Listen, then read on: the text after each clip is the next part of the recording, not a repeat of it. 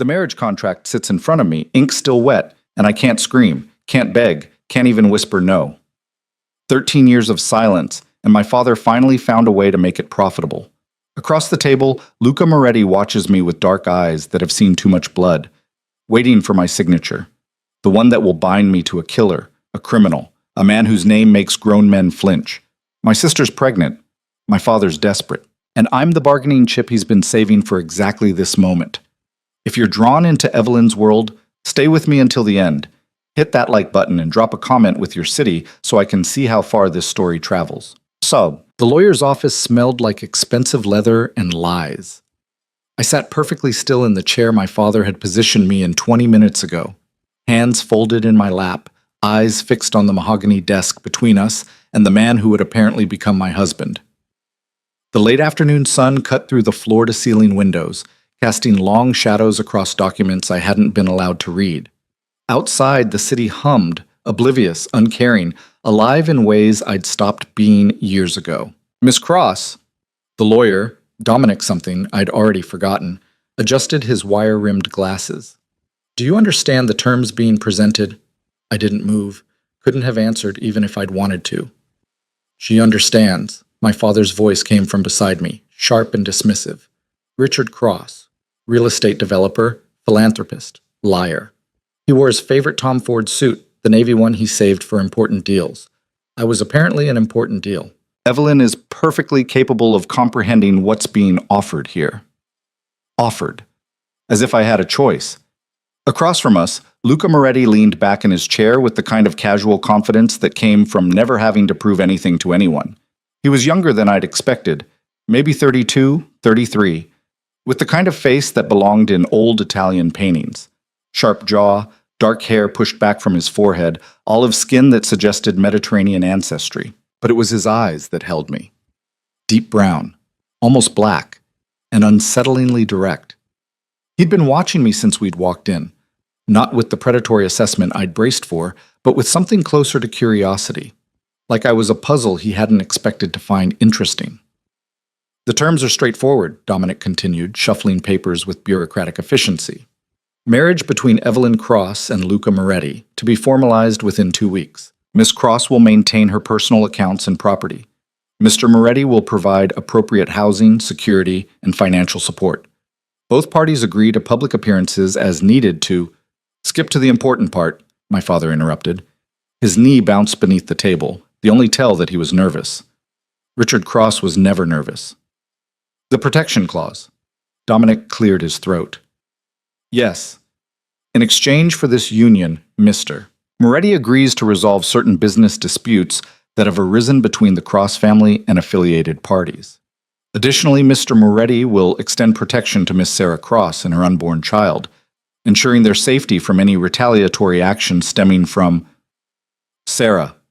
The name barely registered as sound in my head, but my hand moved to my chest, fingers splaying over my heart. The gesture I'd used since I was 12, since the night my voice had been ripped away along with my mother, my sister, Sarah. My father's hand clamped down on my wrist, pulling it back to my lap. Evelyn. I looked at him then, really looked at him. At the man who'd read me bedtime stories when I was 5, who'd taught me to ride a bike in our driveway, who'd held me while I'd sobbed silently in the hospital after the accident. The man who'd slowly, methodically, over 13 years, turned my silence into something he could control, use, profit from. You'll do this, he said quietly, leaning close enough that only I could hear. Or Sarah pays the price for my mistakes. You know what these people are capable of. You know what they'll do to her, to the baby. My chest constricted. I knew. Of course I knew. My father's business dealings had been questionable for years. Everyone knew that, but recently he'd crossed a line. Borrowed money from the wrong people, made promises he couldn't keep, and now those people wanted payment in blood or alliance.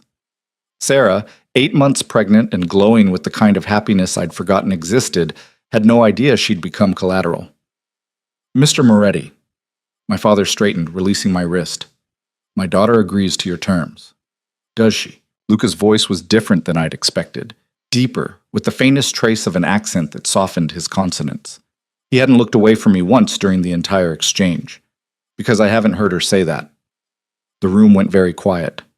Dominic shifted uncomfortably. My father's jaw tightened, and I felt something crack open in my chest. Surprise, maybe, or the beginning of something like hope. No one ever waited for my response. No one ever suggested I might have one. "My daughter is mute," my father said, each word precisely enunciated. "She's been unable to speak since she was 12. I'm authorized to make decisions on her behalf regarding I can read." Luca cut him off. He pulled a phone from his jacket pocket, typed something, then slid it across the desk toward me. "Sign language. I can learn it. Or we use this." I stared at the phone. The screen showed a notes app, blank and waiting. My father started to object, but Luca raised a hand, not threatening, just final. The kind of gesture that said the conversation was over because he decided it was over. "Miss Cross and I need to speak privately. You can wait outside." "Now wait just outside." This time there was steel in it. "You're in my building, Mr. Cross.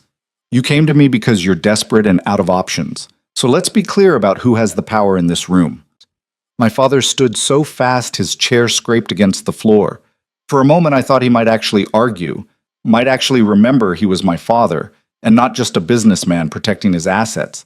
But then he looked at me, really looked at me, and whatever he saw made him turn toward the door.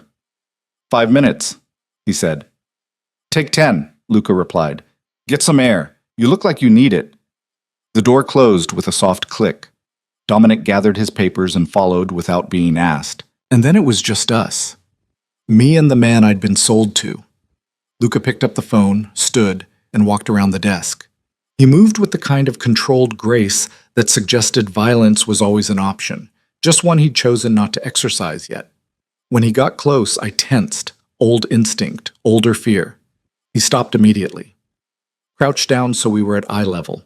Held out the phone. "Here's what I know," he said quietly. "Your father made enemies, bad ones.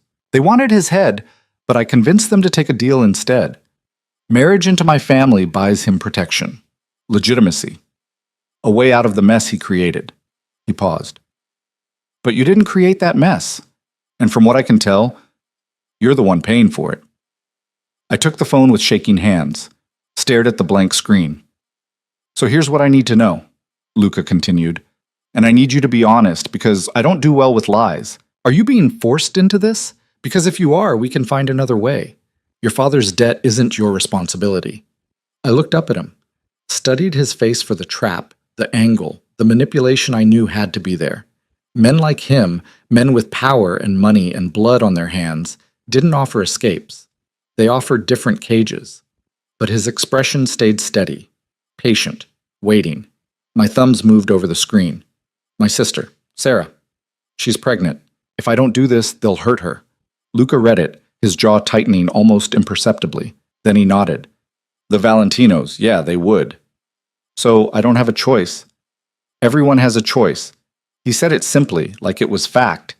"It's just that some choices cost more than others." He stood, moved back to his side of the desk, but didn't sit. "Here's mine. I need this alliance. My family needs it, but I'm not interested in a prisoner. If you agree to this marriage, you agree to it as a partner. Equal footing, your life, your decisions.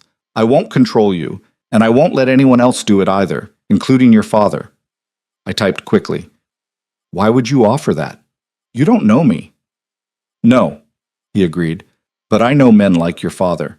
And I know what it looks like when someone's been backed into a corner." He slid a business card across the desk.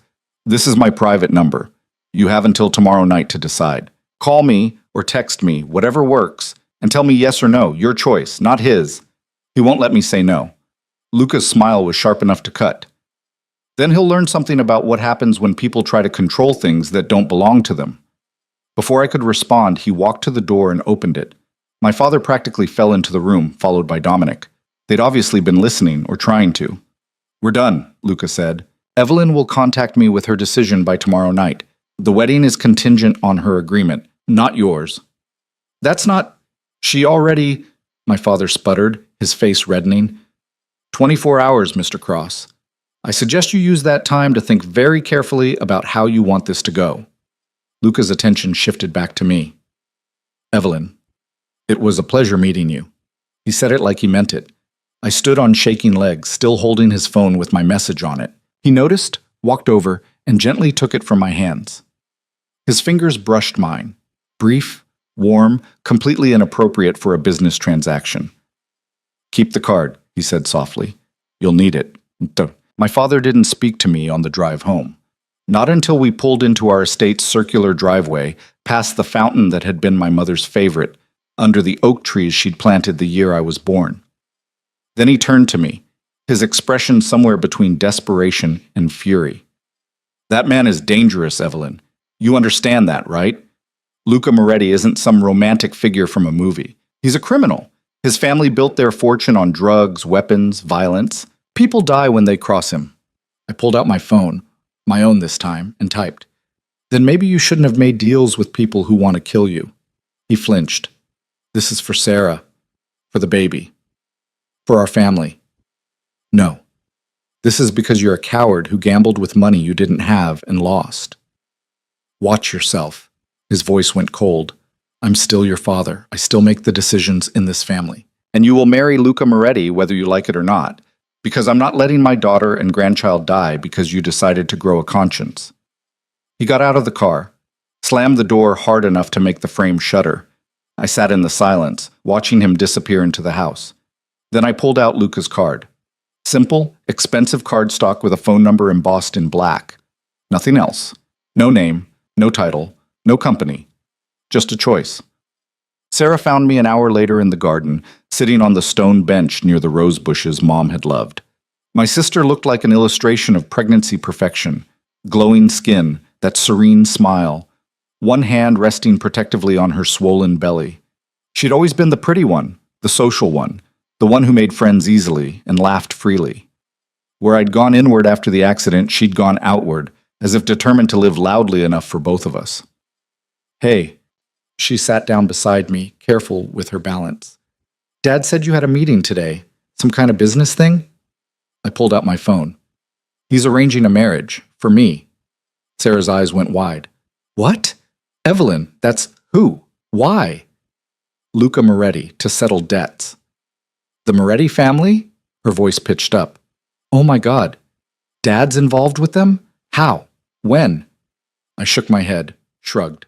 I didn't have answers, just pieces of conversations I'd overheard, documents I'd glimpsed in his office, the increasing tension that had gripped our house for months. Sarah grabbed my hand. "You can't marry him. Tell Dad no. You have rights, Evelyn. He can't just—" "He says, if I don't, they'll hurt you. The baby." The color drained from her face. "That's not— He wouldn't—" But she stopped because we both knew he would. Our father had been making desperate moves for months. This was just the most desperate one yet.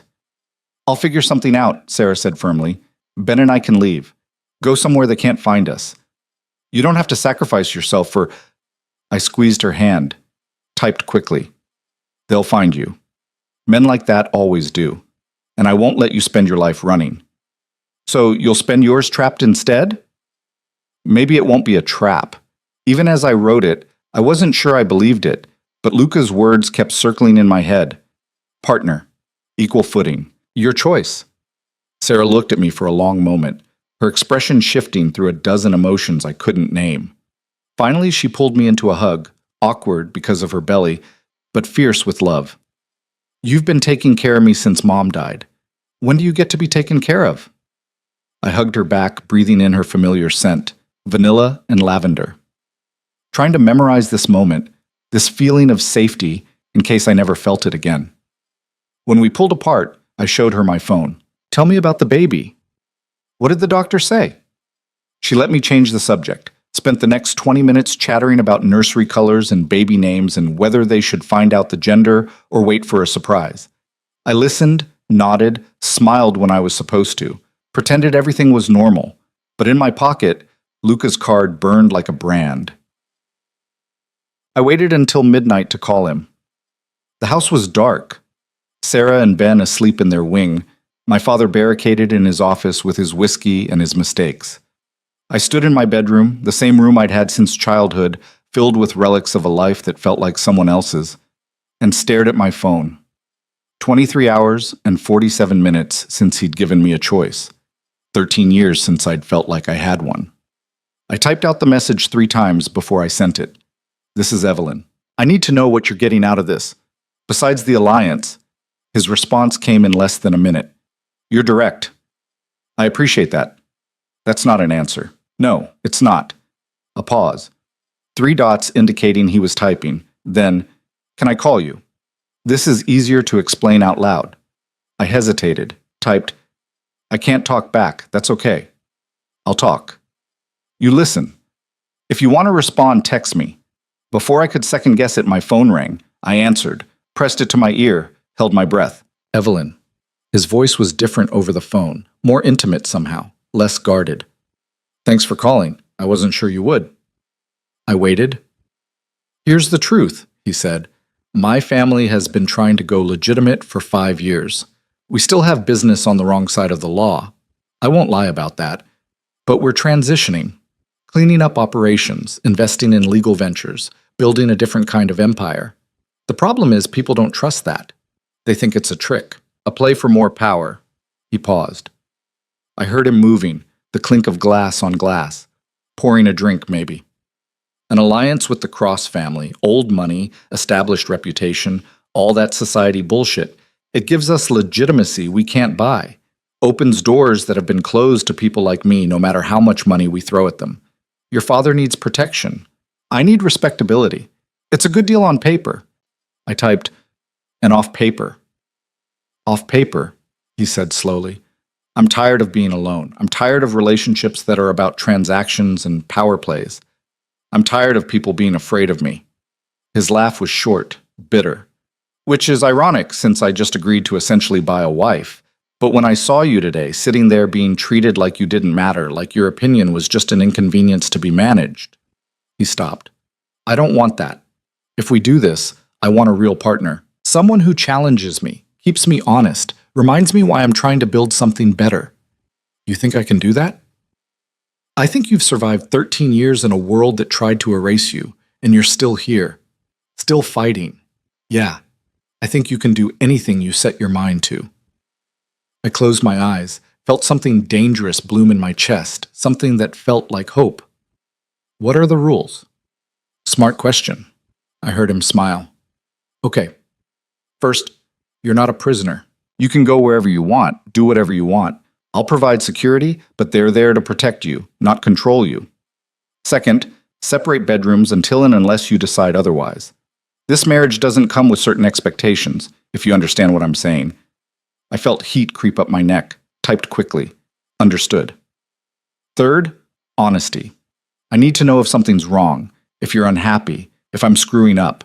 I can't read minds, and I can't read silence. So you have to communicate with me somehow. Text, sign language, carrier pigeon, whatever works. Carrier pigeon might be difficult. Damn, that was my first choice. I surprised myself by almost laughing, caught it before it became sound, but felt my lips curve. Fourth, he continued, his voice going more serious. I'm not a good man, Evelyn. I've done things that would horrify you. I've hurt people, killed people. That's not going to stop just because I'm trying to build something legitimate. Sometimes the old world comes knocking, and I have to answer in the old way.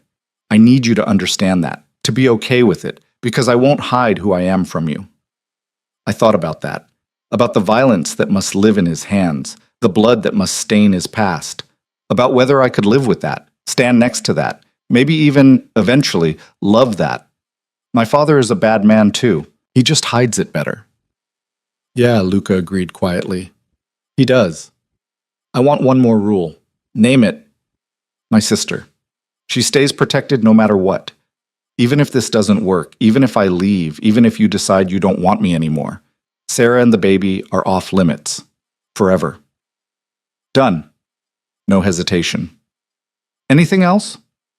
I looked around my room, at the photographs of a smiling little girl who'd loved to sing, who'd performed in school plays and sung in the church choir and never shut up, at the piano in the corner that hadn't been played in 13 years, at the life I'd lost and the life I was about to choose. When's the wedding? The next 2 weeks passed in a blur of preparations I wasn't consulted about. My father hired a wedding planner who descended on the house like a perfumed hurricane, armed with fabric samples and flower arrangements and guest lists that read like a who's who of Boston society. I was measured for a dress, shown options for venues, presented with menu choices for a reception I didn't want. Through it all, Luca texted me daily. Morning. How are you holding up? The planner is suggesting ice sculptures. Thoughts? Your father just sent me a seating chart that puts his business partners at the head table. I vetoed it. You get to choose who sits where. This is your wedding too. I know this is overwhelming. Just remember, you can still change your mind, right up until you sign the license. I didn't respond to most of them. Didn't know what to say. How to navigate this strange in-between space where he was my fiancé but not my choice, my future but not my desire. But I kept every message, read them late at night when the house was quiet, and I felt like I was drowning. Sarah tried to talk me out of it 3 more times. Ben, her husband, looked at me with barely concealed pity every time our paths crossed. My father grew increasingly manic, throwing himself into wedding preparations with the fervor of a man who saw salvation in expensive flower arrangements. And I got quieter, smaller, more invisible. Until the day Luca showed up at our house unannounced. I was in the library, curled up in the window seat with a book I wasn't really reading, when I heard the commotion downstairs. Raised voices, my father's sharp tone, then a deeper one that cut through the chaos like a knife. I don't care if it's inconvenient, Richard. I'm here to see my fiancée. She's not prepared for visitors. The wedding is in 5 days. She's overwhelmed. She needs to not be locked in this house like a prisoner. Footsteps on the stairs. Where is she? I stood up as the library door opened. Luca walked in, and for a moment we just stared at each other. He was different than I remembered. Less formal in dark jeans and a black Henley that showed the edge of a tattoo on his collarbone, his hair slightly disheveled like he'd been running his hands through it. Behind him, my father hovered anxiously. Hi, Luca said, his expression softening when he saw me. Sorry to barge in. I was in the neighborhood. I raised an eyebrow. We both knew that was a lie. He lived on the other side of the city. Can we talk? He glanced at my father. Privately? Now see here. That wasn't a request. Luca's attention never left me. Evelyn, is it okay if we talk? I nodded. Watched my father's face redden, saw him start to argue, then think better of it. The door closed behind him with more force than necessary. Luca moved to the window seat, but didn't sit. You haven't answered my texts in 3 days. I got worried. I pulled out my phone. I'm fine. That's bullshit. He said it gently, but firmly. You're not fine. You're getting married in 5 days to a man you barely know. Your father's treating this like a corporate merger. And from what I can tell, no one's asked you what you actually want. What I want doesn't matter. It matters to me. He sat down, leaving space between us. Talk to me. What's going on? I stared at my phone, at the cursor blinking on the empty screen, at all the things I couldn't say because they were too big, too complicated, too raw. Finally, I typed, I feel like I'm disappearing, like I'm being erased piece by piece and no one notices. Luca was quiet for a long moment. Then, I notice. I looked up at him. You think I don't see you? He continued. That I don't pay attention? Evelyn, you're the most visible person in every room you're in. You just don't speak, so people pretend you're not there. But I see you. The way you listen when people talk. The way you notice things other people miss. The way you took care of your sister at that dinner last week, making sure she was comfortable, getting her water before she had to ask. He leaned forward. You're not disappearing. Other people are just blind. Something cracked in my chest, something that had been holding very still for a very long time. I have an idea, Luca said. The wedding. Let's cancel it. I blinked at him. Not the marriage, just the circus your father's planning. Instead, we go to the courthouse, sign the papers, make it legal and simple. Then, if you want a party, we throw one later, on our terms, with people we actually want there. I typed quickly. My father will lose his mind. Let him. Luca's smile was sharp. He doesn't get to decide this. We do. So what do you say? You want to get married in a courthouse on Saturday and skip all the bullshit? I thought about the dress hanging in my closet, chosen by a stranger. The venue I'd never seen. The guest list full of people I didn't know. The performance of a wedding designed to convince everyone that Richard Cross's daughter was making a good match. Then I thought about Saturday morning, just me and Luca and a judge. Simple, real, mine. Yes. His grin transformed his whole face. Yeah? You're sure? I nodded, typed, but I want Sarah there. And we tell my father the morning of, so he can't stop it. You're devious. I like it. He stood, held out his hand. Come on, let's go for a drive. I hesitated, typed, where? Anywhere you want. When's the last time you left this house? I had to think about it. A week? 2? That's what I thought. He kept his hand extended. You're not a prisoner, remember? That was rule number 1.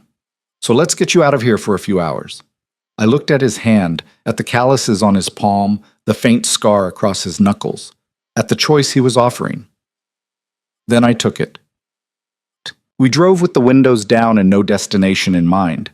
Luca let me control the music, didn't ask questions when I switched songs halfway through, just followed when I pointed at random exits off the highway.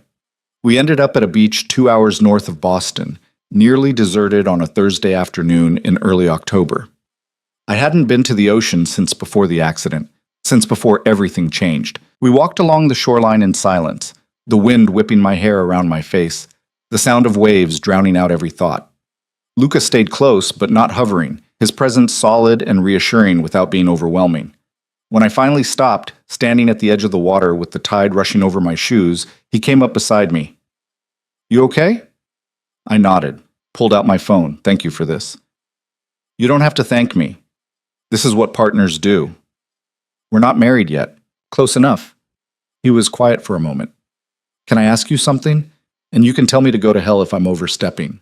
I typed, ask. What happened to your voice? My hands froze on the screen. I should have expected the question eventually, should have prepared an answer, but somehow I'd let myself believe he wouldn't ask. I started typing, deleted it, started again. Car accident. 13 years ago. My mom was driving. We hit a patch of ice, slid off the road. She died instantly. I was pinned in the passenger seat, broke my ribs, collapsed my lung, fractured my larynx. Doctors said I was lucky to survive. Luca read it, his expression going very still. Lucky. That's what they said. And you screamed, he said quietly. When it happened. When you were trapped. You screamed so hard you destroyed what was left of your vocal cords. I stared at him, typed with shaking hands. How did you know that? Because I've seen that kind of damage before. That's not just an injury. That's trauma written into your body. He turned to face me fully. I'm sorry that happened to you, and I'm sorry no one helped you find another way to scream. The tears came before I could stop them, silent, hot, unwanted. I wiped at them furiously, embarrassed, but Luca caught my wrist gently. Hey, it's okay. You're allowed to cry. I shook my head, pulled away, typed through blurry vision. I don't cry anymore. Crying is for people who have voices. That's bullshit too. He said it so matter-of-factly that I almost laughed. Evelyn, look at me. I did. You've been silent for 13 years. But that doesn't mean you don't have a voice. It just means the world hasn't been listening hard enough. He stepped closer. I'm listening. I'm going to keep listening. And anyone who doesn't, anyone who treats you like you're invisible or less than, or not worth hearing, they'll learn really fast that they made a mistake. I wiped my eyes, looked at this man who was supposed to be a criminal, a monster, a threat, who instead kept seeing me when everyone else looked away. What if I can't be what you need? What if you already are? We stood there on the beach as the sun started to set, painting the sky in shades of orange and pink that would have made my mother cry with joy. And for the first time in 13 years, I thought maybe, just maybe, I could build something new from the wreckage of what I'd lost. Saturday couldn't come fast enough. Saturday morning arrived with the kind of crisp autumn clarity that made everything feel possible. Evelyn woke before dawn, watched the sky shift from black to gray to pale gold through her bedroom window, and tried to convince herself she wasn't making the biggest mistake of her life. Her phone buzzed on the nightstand. Morning? Still with me? She typed back immediately. Still with me. Good. I'll be there at 9. Wear whatever makes you happy. Whatever made her happy. The concept felt foreign, revolutionary. She spent 20 minutes standing in her closet before settling on a simple cream dress she'd bought herself 2 years ago and never had occasion to wear. It fell just below her knees, elegant without trying too hard. She left her hair down, applied minimal makeup, and stared at her reflection like she was meeting a stranger. The woman in the mirror looked terrified, but she also looked alive. At 8:30, she knocked on Sarah's door. Her sister opened it, already dressed, Ben hovering behind her with his keys in hand. "You're really doing this," Sarah said. "Not a question." Evelyn nodded, pulled out her phone. "Come with me?" Sarah's eyes filled with tears, but she was smiling. "Of course. Someone has to make sure you don't bolt halfway there." "I won't bolt." "I know." Sarah hugged her carefully, mindful of her belly. "You're the bravest person I've ever met. You know that, right?" Evelyn didn't feel brave. She felt like she was standing on the edge of a cliff, about to jump, with no idea if she'd fly or fall. But she held on to Sarah and tried to absorb some of her sister's certainty. At 8:50, her father's voice echoed up the stairs. "Evelyn, the planner is here. She needs to go over final details for Wednesday." Wednesday. The wedding that wasn't going to happen. Evelyn checked her phone. "I'm outside." Her heart kicked against her ribs. She grabbed her purse, nodded to Sarah and Ben, and headed for the stairs. Her father appeared at the bottom, still in his robe, coffee in hand. "Where are you going? We have appointments today. The final fitting is at noon, and then the—" "She's going out," Sarah said from behind Evelyn, her voice firm. "With me." Richard's eyes narrowed. "Going out where?" "Does it matter?" Ben added, stepping up beside his wife. "She's an adult, Richard. She can leave the house." "The wedding is in 4 days. She doesn't have time to—" The doorbell rang. Evelyn moved past her father before he could stop her, her hands shaking as she reached for the handle. When she pulled it open, Luca stood on the porch in a dark suit that made him look dangerously handsome, holding a small bouquet of white roses. "Morning," he said, his eyes finding hers immediately. Then he looked past her to Richard. "Mr. Cross. Good to see you." "What are you doing here?" Richard's voice had gone tight. "We agreed not to see each other before the wedding. It's bad luck." "Yeah, about that." Luca stepped into the foyer uninvited, and Evelyn noticed 2 men in dark suits taking positions by the cars outside. Security. His or hers, she wasn't sure anymore. "Change of plans." Richard's coffee cup paused halfway to his mouth. "Excuse me?" "Evelyn and I are getting married today, at the courthouse. We decided we didn't want the circus." Luca handed the roses to Evelyn, and she took them with numb fingers.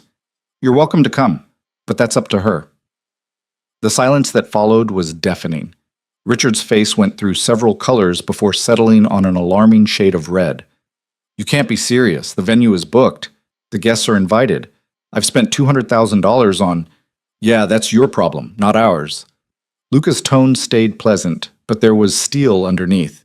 "This is what Evelyn wants. So unless you want to cause a scene in front of your daughters on their sister's wedding day, I suggest you accept it gracefully." "Evelyn," Richard turned to her, his expression pleading. "Tell him this is insane. Tell him we can't just cancel everything. Think of the embarrassment. Think of what people will say." Evelyn looked at her father.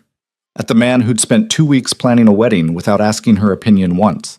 Who'd signed her away like a business asset.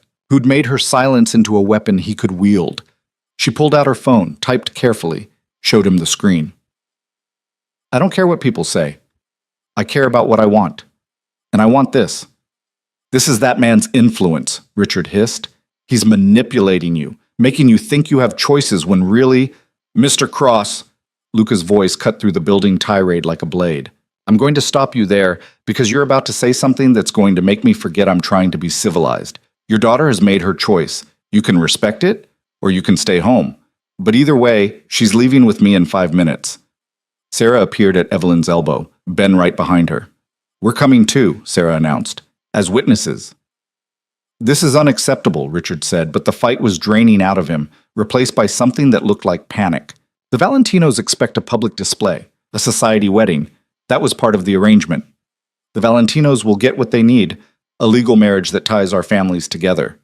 Luca adjusted his cuffs, the gesture casual but somehow threatening. What they won't get is control over how that happens. That's between me and Evelyn. He offered Evelyn his arm. She stared at it for a moment, then at the roses in her hands, then at Sarah's encouraging nod. Finally, she tucked the flowers into the crook of her elbow and slipped her hand through Luca's arm. His smile was small but genuine. Ready? She nodded. They walked past her father together, past the wedding planner who stood frozen in the doorway with a binder full of useless details, past the life Evelyn had been suffocating in for 13 years. When they reached Luca's car, a sleek black sedan that probably cost more than most people's houses, he opened the door for her himself. "You okay?" he asked quietly, before she got in. She pulled out her phone. "Ask me after." "Fair enough." The drive to the courthouse took 40 minutes through Saturday morning traffic. Luca drove with one hand on the wheel, the other resting on the console between them, close enough that she could touch it if she wanted. Sarah and Ben followed in their own car, and the security detail brought up the rear in an SUV with tinted windows. "You know you can still change your mind," Luca said as they merged onto the highway, "right up until the judge asks if you consent." Evelyn typed without looking at him. "I know. And you know this isn't about the debt anymore, not for me." She did look at him then. He kept his eyes on the road, but his jaw was tight. "I'm not good at this," he continued. "Feelings and words and all that. I'm better with actions. But I need you to know. I'm doing this because I want to, not because I have to. You get me?" She typed, "I get you." "Good." He glanced at her briefly, his expression softening. "Because I'm pretty sure I'm going to screw this up 100 different ways, and I need you to call me on it when I do." "Why would you screw it up?" "Because I don't know how to be married. Don't know how to share space or compromise or think about someone else before I make decisions. I've been alone a long time, built walls a long time, and you're asking me to take them down." She thought about that. About her own walls, built from silence and survival. About what it would mean to let someone in. Then we learned together. His hand moved from the console to hers, threading their fingers together. "Yeah, we do." They didn't let go until they reached the courthouse. The building was older, all marble and high ceilings, and the kind of quiet that came with institutional authority. A clerk directed them to the third floor, where a tired-looking judge named Patricia Morrison reviewed their paperwork with the enthusiasm of someone processing their 100th marriage that month. "Any objections to this union?" she asked, sounding like she was reading from a script. Sarah and Ben shook their heads. Evelyn's phone stayed in her purse. Luca said, "No, Your Honor." "Rings?" Luca produced a small box from his jacket pocket. Inside were two simple platinum bands, elegant and understated. He'd somehow gotten her size right. "These work?" he asked Evelyn, and she realized he was genuinely asking, giving her an out even now. She nodded, took the smaller ring, and held it carefully. Judge Morrison went through the vows with practiced efficiency, skipping the traditional phrasing at Luca's request. "Do you, Luca Moretti, take Evelyn Cross to be your lawfully wedded wife? To stand beside her in partnership and respect, for as long as you both shall choose?" "I do." "And do you, Evelyn Cross, take Luca Moretti to be your lawfully wedded husband, to stand beside him in partnership and respect, for as long as you both shall choose?" Evelyn pulled out her phone with shaking hands, typed 3 words, showed them to the judge. "I do." Judge Morrison smiled, the first genuine expression Evelyn had seen from her. "Close enough. By the power vested in me by the state, I pronounce you married. You may kiss if you'd like. Or not. I'm not the boss of you." Luca turned to Evelyn, raised an eyebrow in question. She hesitated, then stepped closer, went up on her toes, pressed a brief, chaste kiss to his cheek. His hand came up to cup her face, thumb brushing her cheekbone. "Thank you," he murmured, low enough that only she could hear. "For choosing this. For choosing me." Sarah was crying. Ben was grinning. The security detail in the hallway probably heard everything. And Evelyn felt something shift in her chest, something that felt like the beginning of freedom. They signed the license, made it legal, became Mr. and Mrs. Moretti in the eyes of the law and society and everyone who'd tried to control them. In the hallway after, Sarah hugged Evelyn so tight she couldn't breathe. "You did it. You actually did it." "We did it." "What now?" Ben asked, shaking Luca's hand with more warmth than Evelyn expected. "Now," Luca said, "we go home." Home. The word felt strange in her mouth, on her tongue, in her head. She'd lived in the same house for 26 years, but it had never really been home. Just a place where she existed, where she survived. Maybe home was something you built, not something you were born into. The car ride to Luca's place, their place now, she supposed, took them through parts of the city Evelyn barely recognized. They ended up in the Seaport District, at a modern high-rise with floor-to-ceiling windows and a doorman who nodded respectfully as they entered. Penthouse, Luca explained as they rode the elevator up. I bought the whole floor about 3 years ago. Renovated it myself. Well, hired people who knew what they were doing, but I picked everything out. It's got space, privacy, good security. He glanced at her. And before you worry, you've got your own room, your own bathroom, your own everything. This isn't about me pushing expectations. The elevator opened directly into the apartment, and Evelyn stepped out into the most beautiful space she'd ever seen. All clean lines and natural light, with views of the harbor that stretched for miles. The furniture was minimal but expensive. The art on the walls actually interesting. The whole place designed for someone who appreciated quality but not excess. Kitchen's through there, Luca pointed. Office is down that hall. Your room is this way. He led her through the living room to a wing she assumed was private. Opened a door to reveal a bedroom that was easily twice the size of her old one, decorated in soft grays and whites, with another wall of windows looking out at the water. I took a guess on what you'd like, he said, sounding almost nervous. But if it's wrong, we can change it. Paint, furniture, whatever. Evelyn walked to the window, stared out at the boats in the harbor, the seagulls circling, the vast openness of it all. She pulled out her phone. It's perfect. Yeah? He came to stand beside her, hands in his pockets. Good. That's good. A pause. You hungry? I can order something. Or there's food in the kitchen if you want to. She turned to face him, cutting off his rambling. He looked different here, in his own space. Less guarded, more human.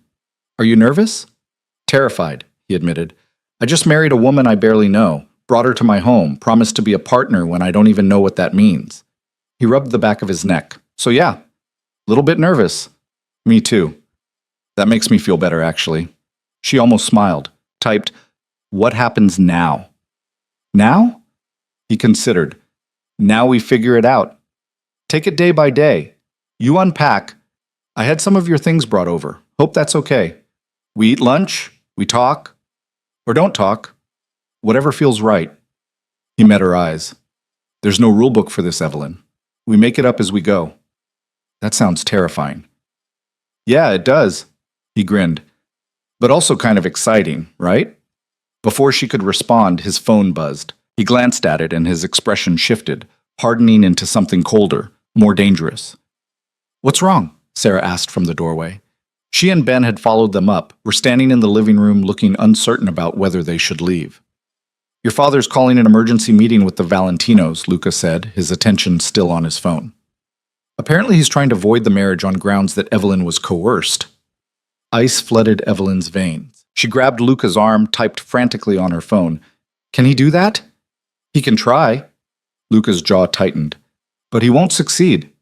We have witnesses, documentation, and more importantly, we have leverage he doesn't know about.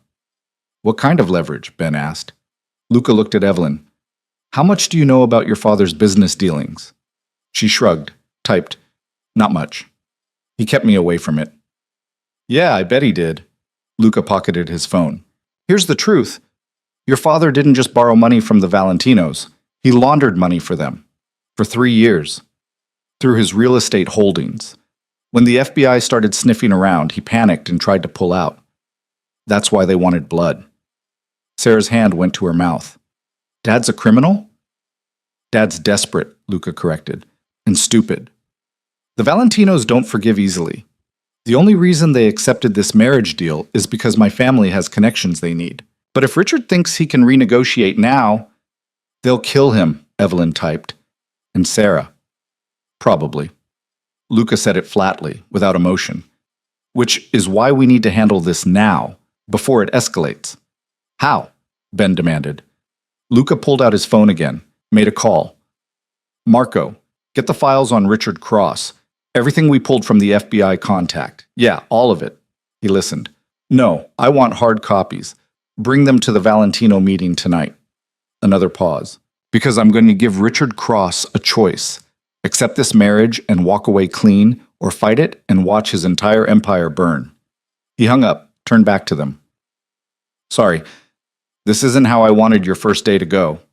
Evelyn grabbed his arm, pulled him around to face her, typed rapidly. You're blackmailing my father? I'm protecting my wife. He said it simply, like it was obvious. Your father made his choices a long time ago. Now he has to live with them. But he doesn't get to drag you down with him. What if he tells everyone I was coerced?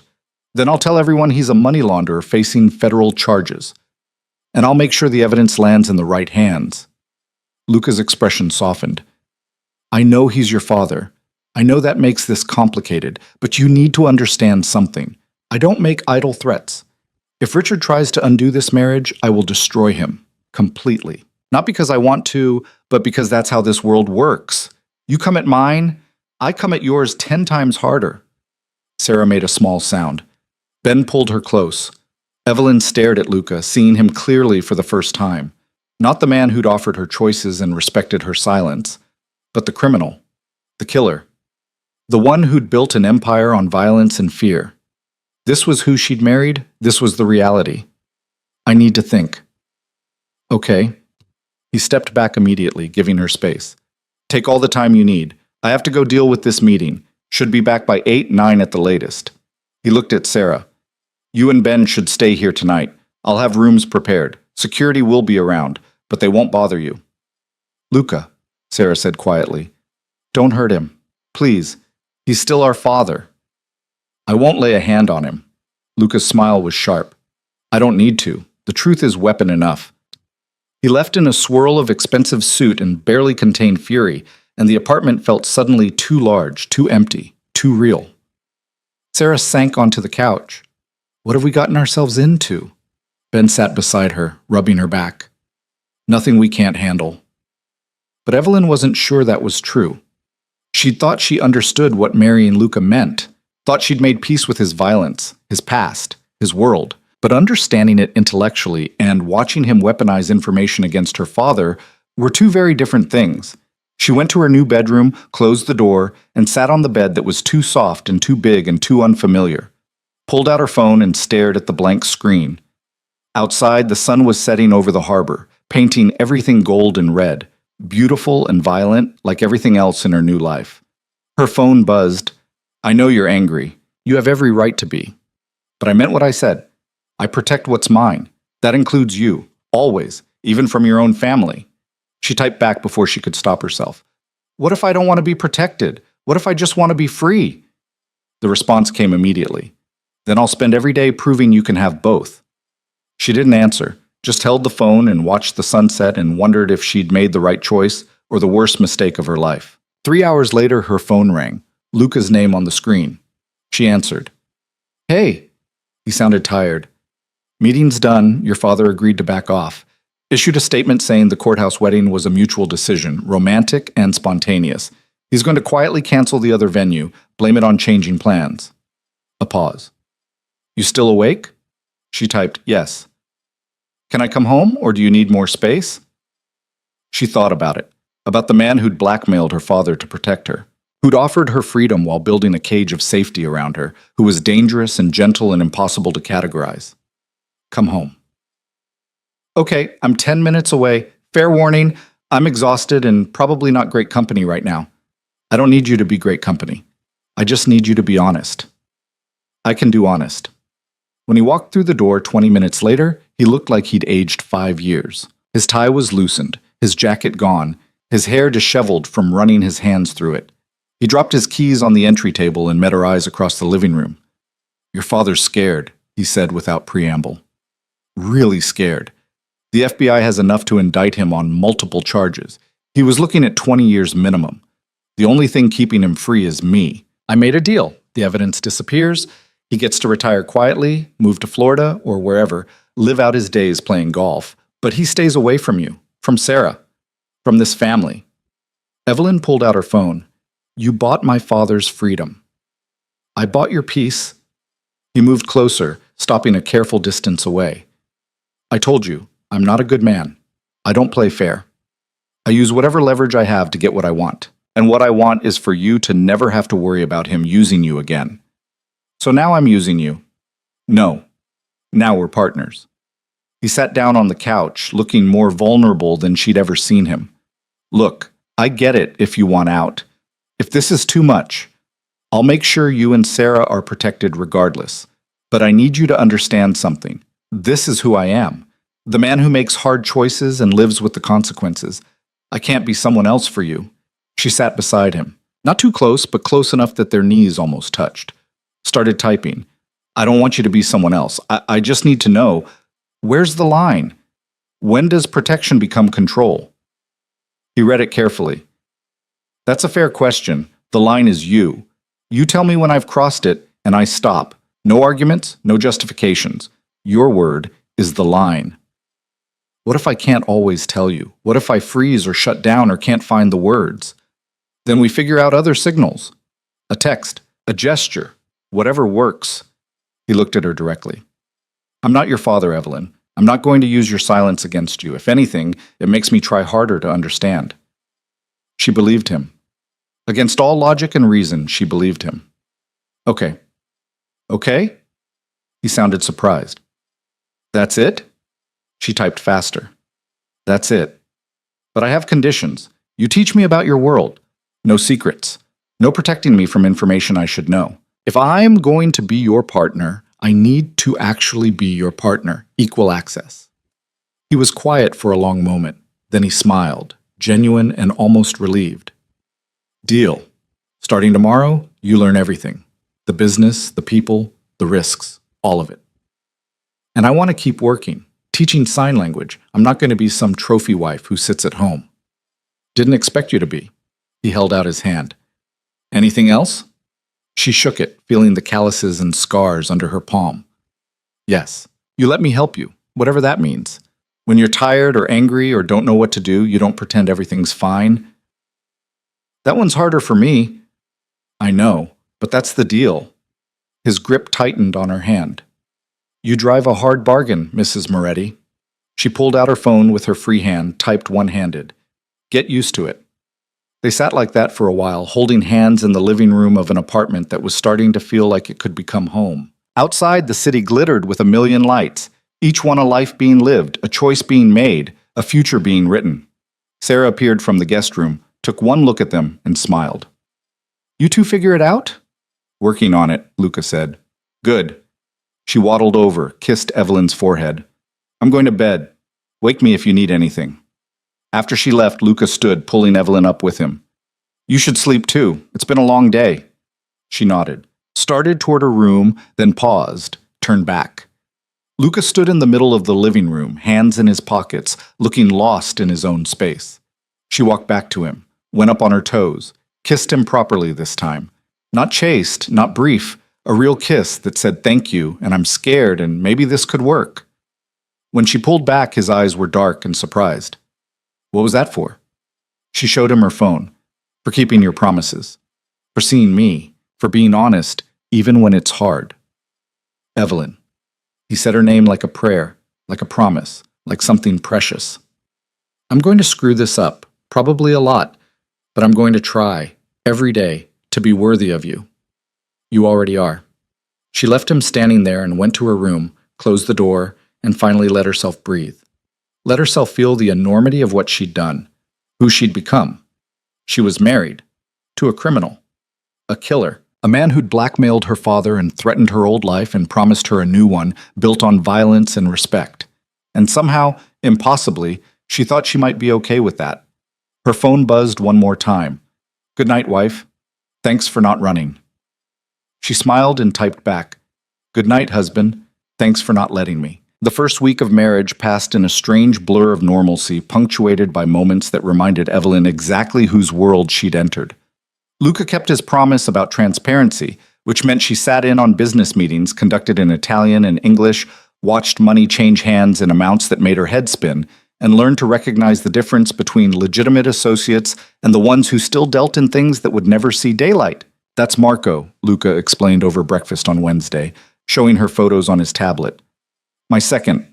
Known him since we were kids. Loyal to a fault? Probably too loyal.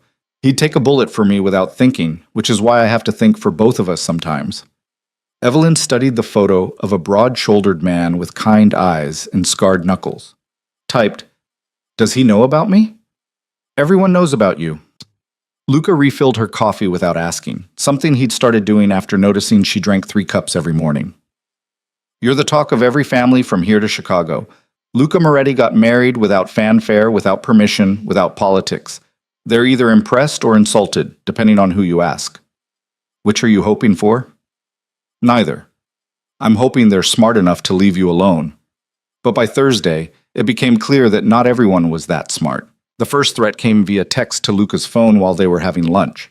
He read it, his expression going carefully blank, then excused himself to make a call. Evelyn watched through the glass walls of his office as his posture shifted from businessman to something harder, more dangerous. When he came back 20 minutes later, his jaw was tight. "What's wrong?" Sarah asked. She and Ben had stayed through the week, partly for support, and partly because Luca's penthouse had better security than their apartment in Cambridge. "Nothing that won't be handled." Luca sat back down but didn't touch his food. "Someone made a comment about Evelyn at a meeting this morning. Implied she was a weakness I couldn't afford." "Who?" Ben demanded. "Doesn't matter. They've been corrected."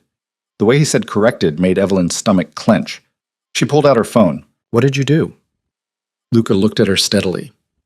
"I made it clear that anyone who threatens you, insults you, or treats you as anything less than my equal will answer to me personally. And I made sure that message reached everyone who needs to hear it." "By doing what?" His pause told her everything. "By reminding them what I'm capable of when someone crosses a line." Sarah's fork clattered against her plate.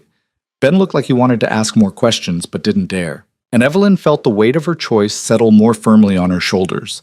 This was the reality she'd signed up for. Protection that came with a body count.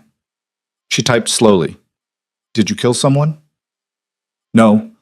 Luca's answer was immediate. "But I hurt someone. Badly enough that they'll remember it. And I'm not going to apologize for that, because they earned it." "What did they say about me?" Nothing worth repeating. She stood up, phone in hand, and left the table. Made it to her bedroom before the shaking started.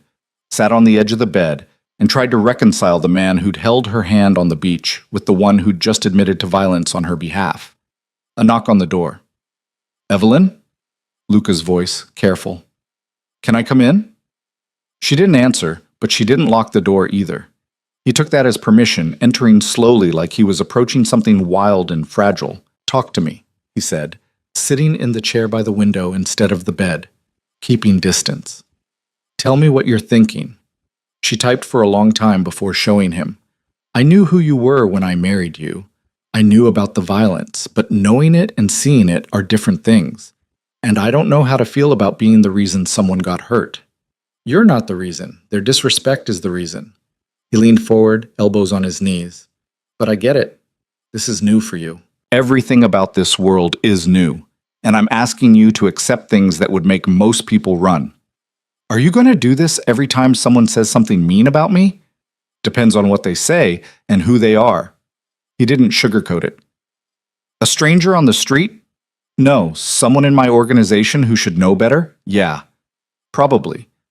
Because in this world, respect is currency. If I let people disrespect you, it's not just about you. It's about whether I can protect what's mine, whether I'm strong enough to keep my position. So I'm a political statement. You're my wife." He said it firmly. "Everything else is secondary." She wanted to believe that, wanted to trust that the violence was necessity and not preference, protection and not possession. But she'd lived with a man who'd hidden cruelty behind justifications before. Her father had excelled at making his selfishness sound like sacrifice. "How do I know you're not just like him?" Luca went very still. When he spoke, his voice was quiet. "Like who?" "My father. Using me. Controlling me. Just in different ways." He stood up, moved to the window, stared out at the harbor. The silence stretched so long she thought he might not answer. Then he turned back to face her. "You don't know," he said. "Not for sure. Not yet. That's the truth. You can't know if I'm different until time proves it. Until you see me make choices that cost me something to keep you free." He crossed his arms. "But here's what I can tell you. Your father treated your silence like a flaw that made you easy to manage. I treat it like a language I need to learn. Your father used your love for Sarah as leverage. I protected Sarah because you asked me to, not because it gave me power over you. Your father planned a wedding that was about his image. I married you in a courthouse because it was about us. That could all be manipulation too. It could be, he agreed. I'm good at manipulation. It's how I've survived this long. But Evelyn, if I wanted to control you, there are easier ways. I could isolate you from Sarah. Monitor your phone, control your money. Make you dependent on me for everything. I'm not doing any of that. In fact, I'm doing the opposite. I'm giving you access, information, freedom. Because I meant what I said. I want a partner, not a prisoner. She looked down at her phone, at the conversation they were having, at the fact that he'd never once tried to take it from her or limit who she talked to or what she said, at the fact that he was arguing with her instead of just demanding obedience. I need time to figure this out. Take all the time you need. He moved toward the door, then paused. For what it's worth, I'm figuring this out too. I've never had to explain my choices before. Never had to justify my actions to anyone. It's uncomfortable as hell, but I'm doing it because you deserve to understand the world you're living in now. After he left, Evelyn sat with her thoughts and her phone and the complicated reality of her marriage. Eventually, she texted Sarah. Am I crazy for staying? Sarah's response came quickly. I don't know, maybe, but I also see the way he looks at you, like you're something precious he's afraid of breaking. Dad never looked at anyone like that. That doesn't mean he won't break me anyway. No, but it means he'll care if he does. Evelyn wasn't sure if that was comforting or terrifying. That night, Luca knocked on her door around 10. When she opened it, he was holding a file folder. This is everyone I do business with, he said. Names, photos, what they do, how dangerous they are. I want you to memorize them. Know who to trust and who to avoid. Know who might try to use you to get to me. He handed her the folder. And this. He gave her a phone, different from her regular one, sleeker and clearly expensive. Panic button is the red app. Press it, and my security team responds in under 3 minutes. GPS is always on, always monitored. If anything happens, if you're ever in danger, this gets me to you. She took both items, feeling their weight. You think something's going to happen. I think people are unpredictable when power shifts, and me getting married shifted power. He rubbed the back of his neck. I'm not trying to scare you, I'm trying to prepare you. There's a difference. Is there? Yeah, scaring you would be keeping you ignorant so you'd stay close. Preparing you means I trust you to handle the truth and make smart choices. He met her eyes. I trust you, Evelyn, even though we barely know each other, even though you have every reason not to trust me back. I'm trusting you with my life by bringing you into this world. Something shifted in her chest. She pulled out her regular phone. Show me how to use the panic button. He did. Walked her through every feature, made her practice activating and deactivating it, showed her the response protocol. Then he sat on her bedroom floor while she went through the file, asking questions via text that he answered with patience and detail. That's Vincent Calabresi, he said when she pointed to a photo. Runs the North Side. Old school, traditional, doesn't trust anyone under 40. He voted against our marriage because he thinks I'm too young to lead. But he's honorable. Won't come at you directly. And him? She pointed to a thin man with cold eyes. Tommy Ricci, enforcer. Does the jobs no one else wants. He's loyal to money, not people. Dangerous if pointed in your direction. But he works for the Valentino family, and they're bound by the marriage agreement, so he's a threat, but a managed one. They went through 30 more faces. Some friendly, some neutral, some openly hostile in their photographed expressions. By midnight, Evelyn's head was spinning with information. Enough for tonight, Luca said, standing and stretching. You'll meet most of them Saturday. She looked up sharply. Saturday? The charity gala. It's been on the calendar for months. All the families attend. It's where we make nice and pretend we're legitimate businessmen instead of criminals in expensive suits. He caught her expression. I know this is fast, but hiding you doesn't help either of us. People need to see that you're real, that this marriage is real, that I'm serious about protecting you. I don't know how to navigate that world. Good news? Neither do half the people there. They're just better at faking it. He smiled slightly. I'll be with you the whole time. You don't have to talk, just be present. Let them see you. That's enough. What if it's not enough? What if someone, then I handle it. simple, final. Evelyn, look at me. She did. Saturday is going to be uncomfortable, probably scary, definitely overwhelming. But you're not alone. Marco will be there. 3 security guards, me, and if at any point you want to leave, we leave. No questions. Your comfort matters more than politics. She wanted to argue, to say she'd tough it out, to prove she could handle his world. But the truth was, she was terrified. She pulled out her phone. What do I wear? His expression softened. Whatever makes you feel strong. The next morning, a stylist appeared at the penthouse with racks of dresses, all in her size, all beautiful and expensive and completely overwhelming. Sarah, 7 days away from her due date and moving like a beached whale by her own description, supervised with the enthusiasm of someone living vicariously through her sister's sudden wealth.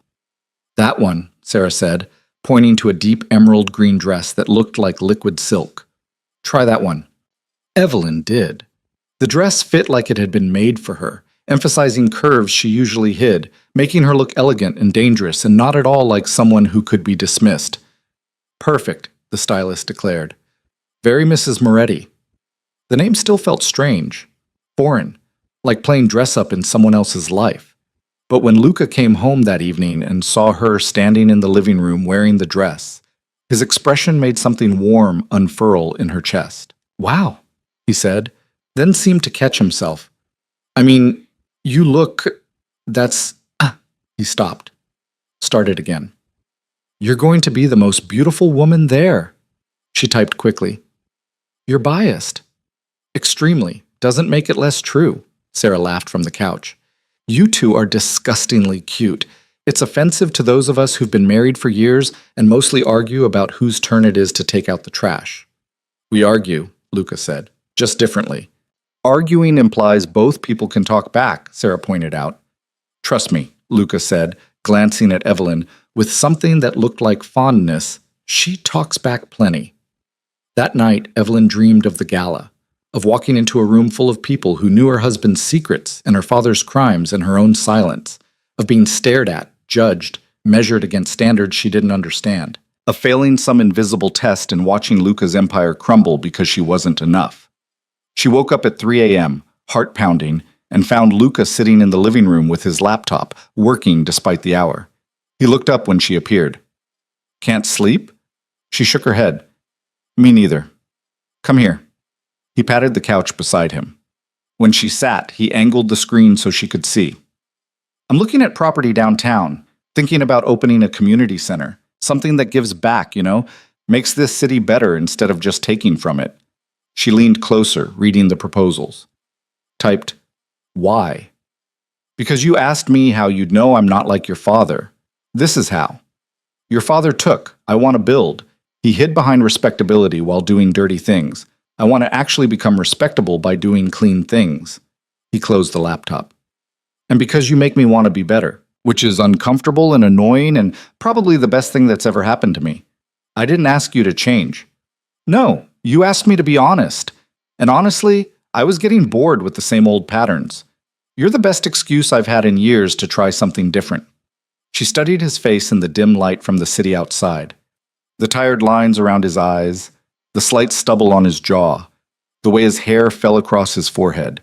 He looked human, vulnerable, real. She reached out, touched his hand where it rested on the laptop. He looked down at their joined fingers, then back at her face.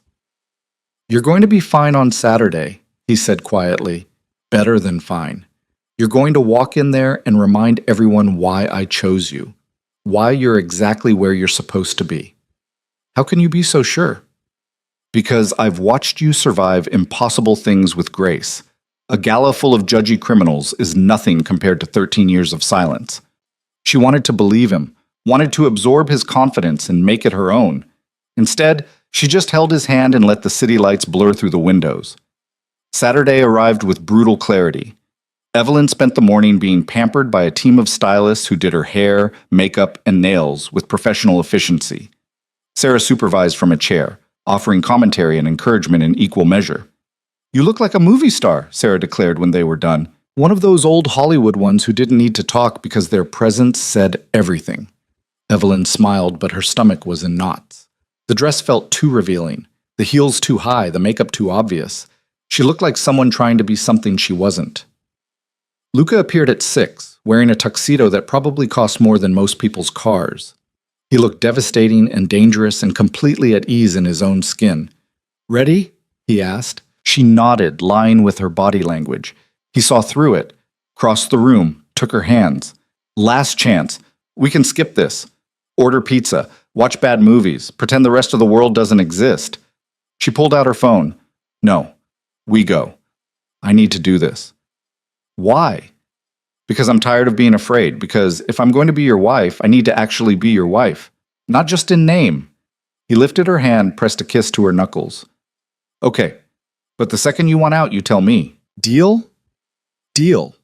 The gala was being held at a historic hotel downtown, the kind with marble columns and crystal chandeliers and the weight of old money in every polished surface. They arrived fashionably late, which Luca explained was strategic. "Let them wait," he said as they pulled up to the entrance. "Let them wonder. Makes the entrance more effective." Marco met them at the door, looking uncomfortable in a suit. "Boss, Mrs. Moretti." He nodded to Evelyn with respect. "Security's in place. No surprises so far." "Good. Keep it that way." They walked in together, Luca's hand firm at the small of her back, and Evelyn felt every eye in the room turn toward them. The conversations didn't stop, but they changed, became quieter, more speculative. People stared without shame, taking in her dress, her face, the way Luca stood close but not possessive. "Mr. Moretti." An older man approached, silver-haired and sharp-eyed. "Congratulations on your marriage." "Vincent."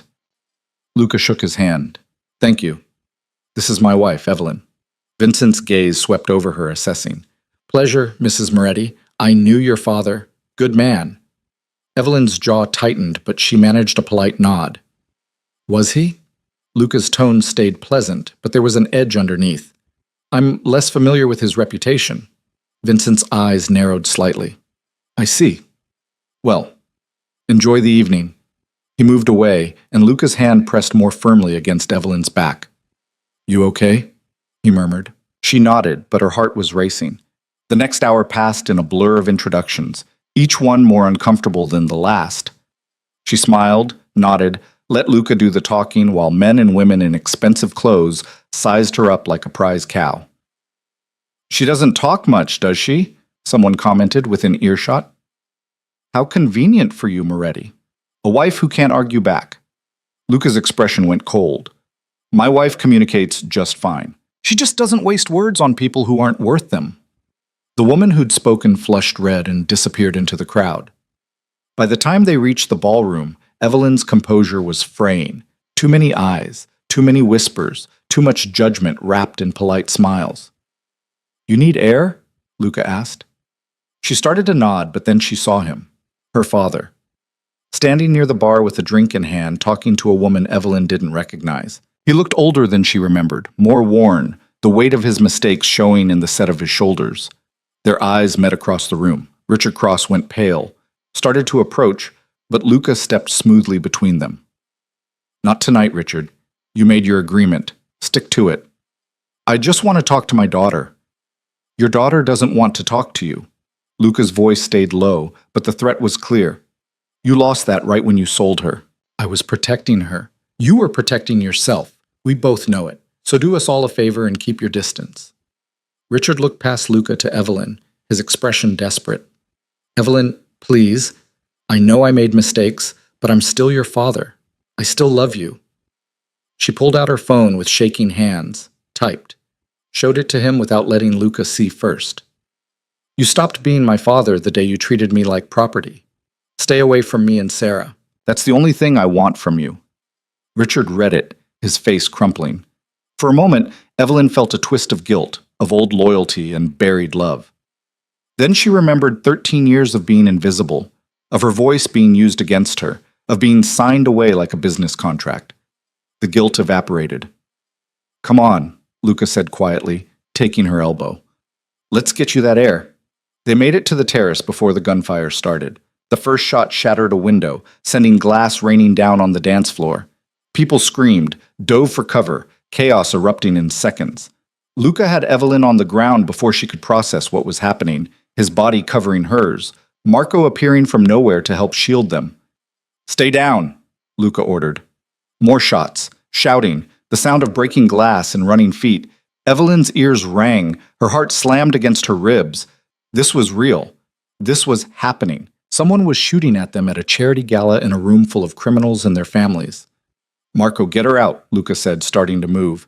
But Evelyn grabbed his jacket, held on, pulled out her phone with her other hand, typed frantically.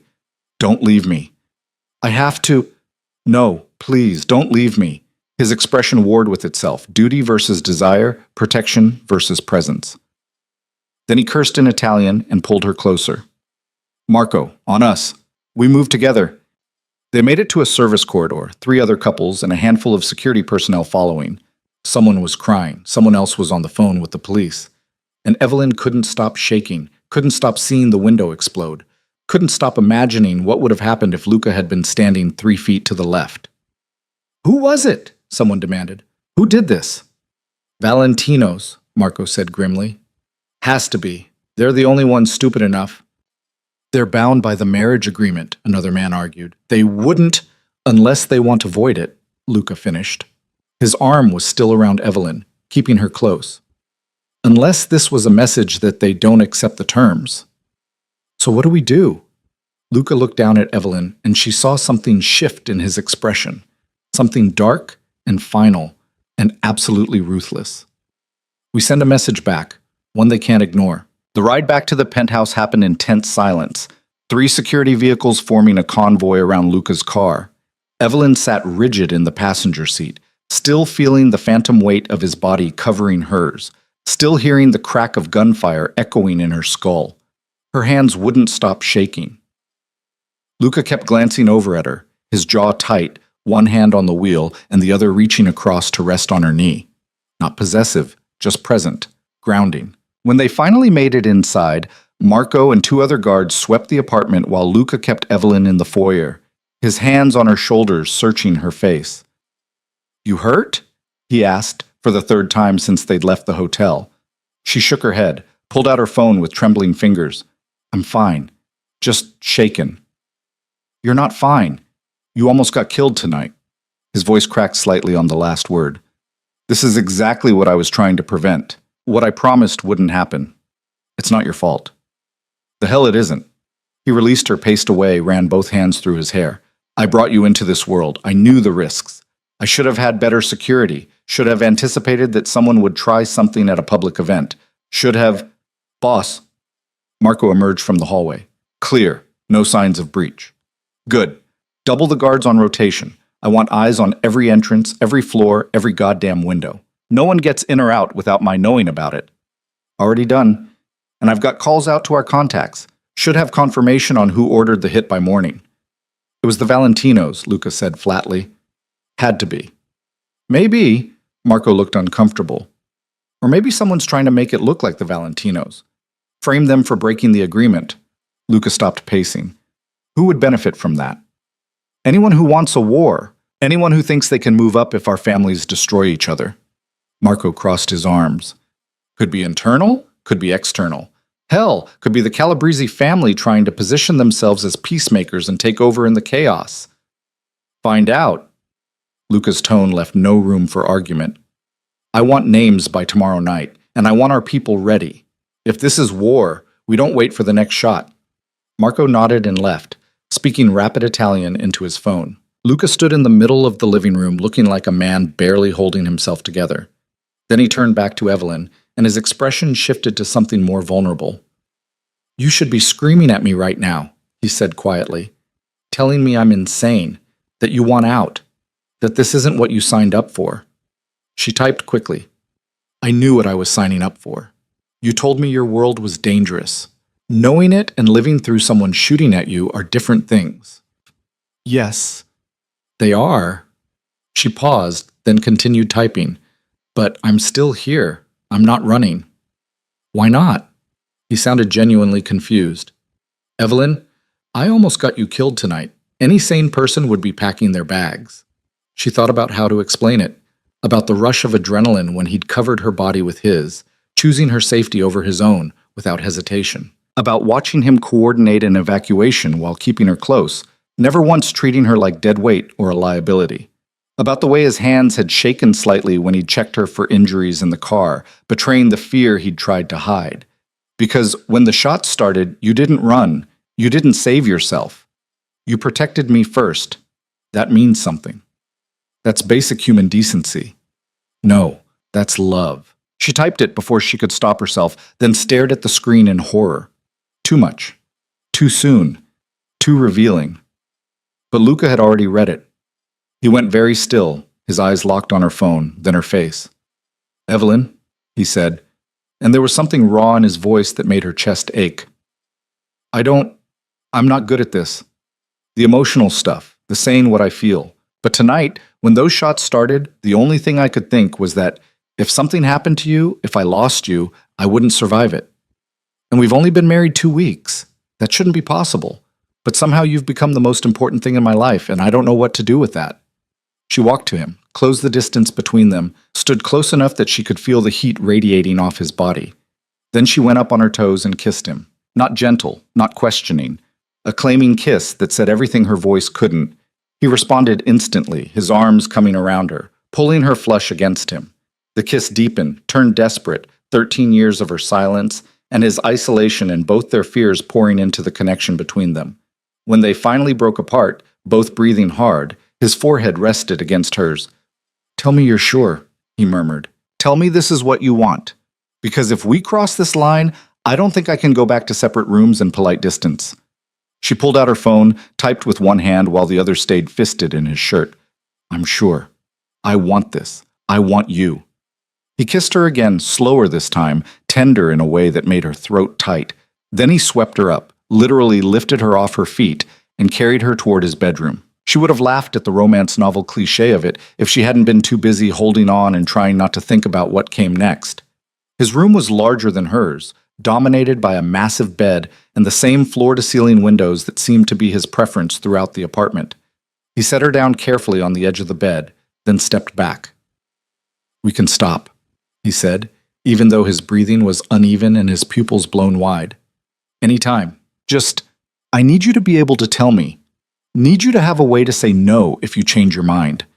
She thought about it, then grabbed her phone from where she'd dropped it on the nightstand, showed him the screen where she'd typed a single word. "Red.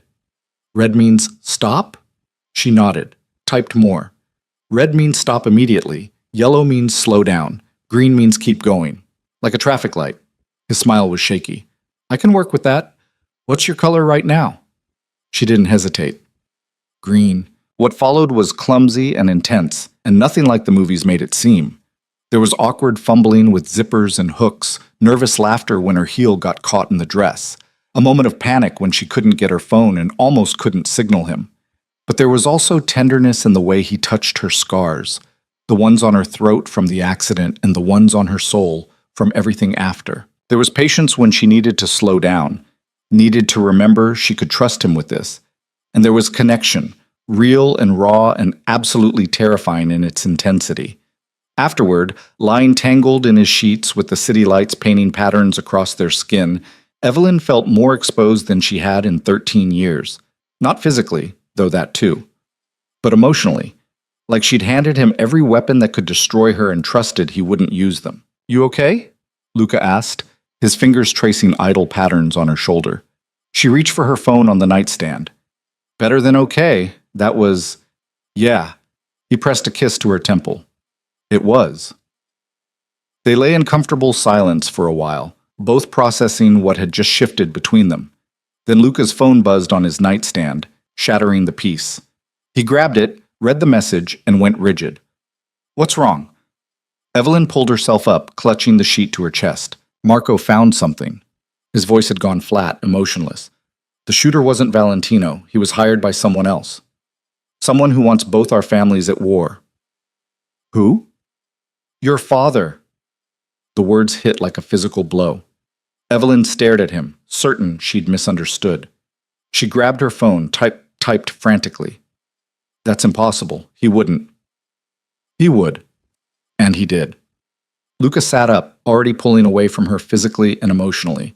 Apparently, Richard decided that if he couldn't control you through marriage, he'd destroy the marriage instead. Start a war, get me killed, and swoop in as the grieving father to reclaim his daughter. No, that can't be right. He's my father. He wouldn't try to kill people just to... To what? Get his power back? Eliminate the threat I pose to his reputation? Luca stood, started dressing with sharp, angry movements.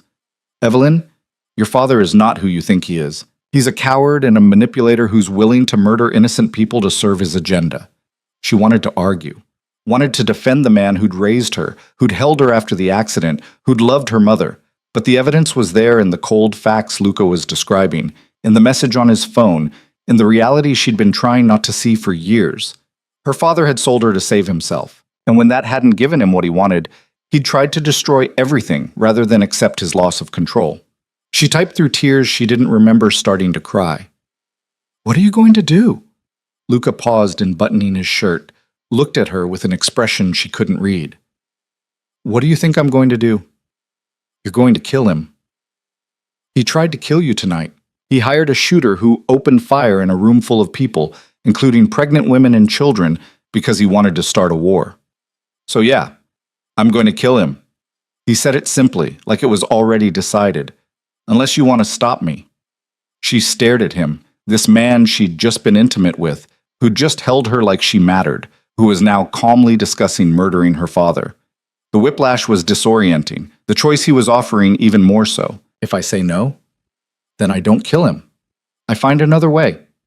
Make him disappear, ruin him financially, destroy his reputation. But I leave him breathing. He crossed his arms. That's your choice to make, not mine.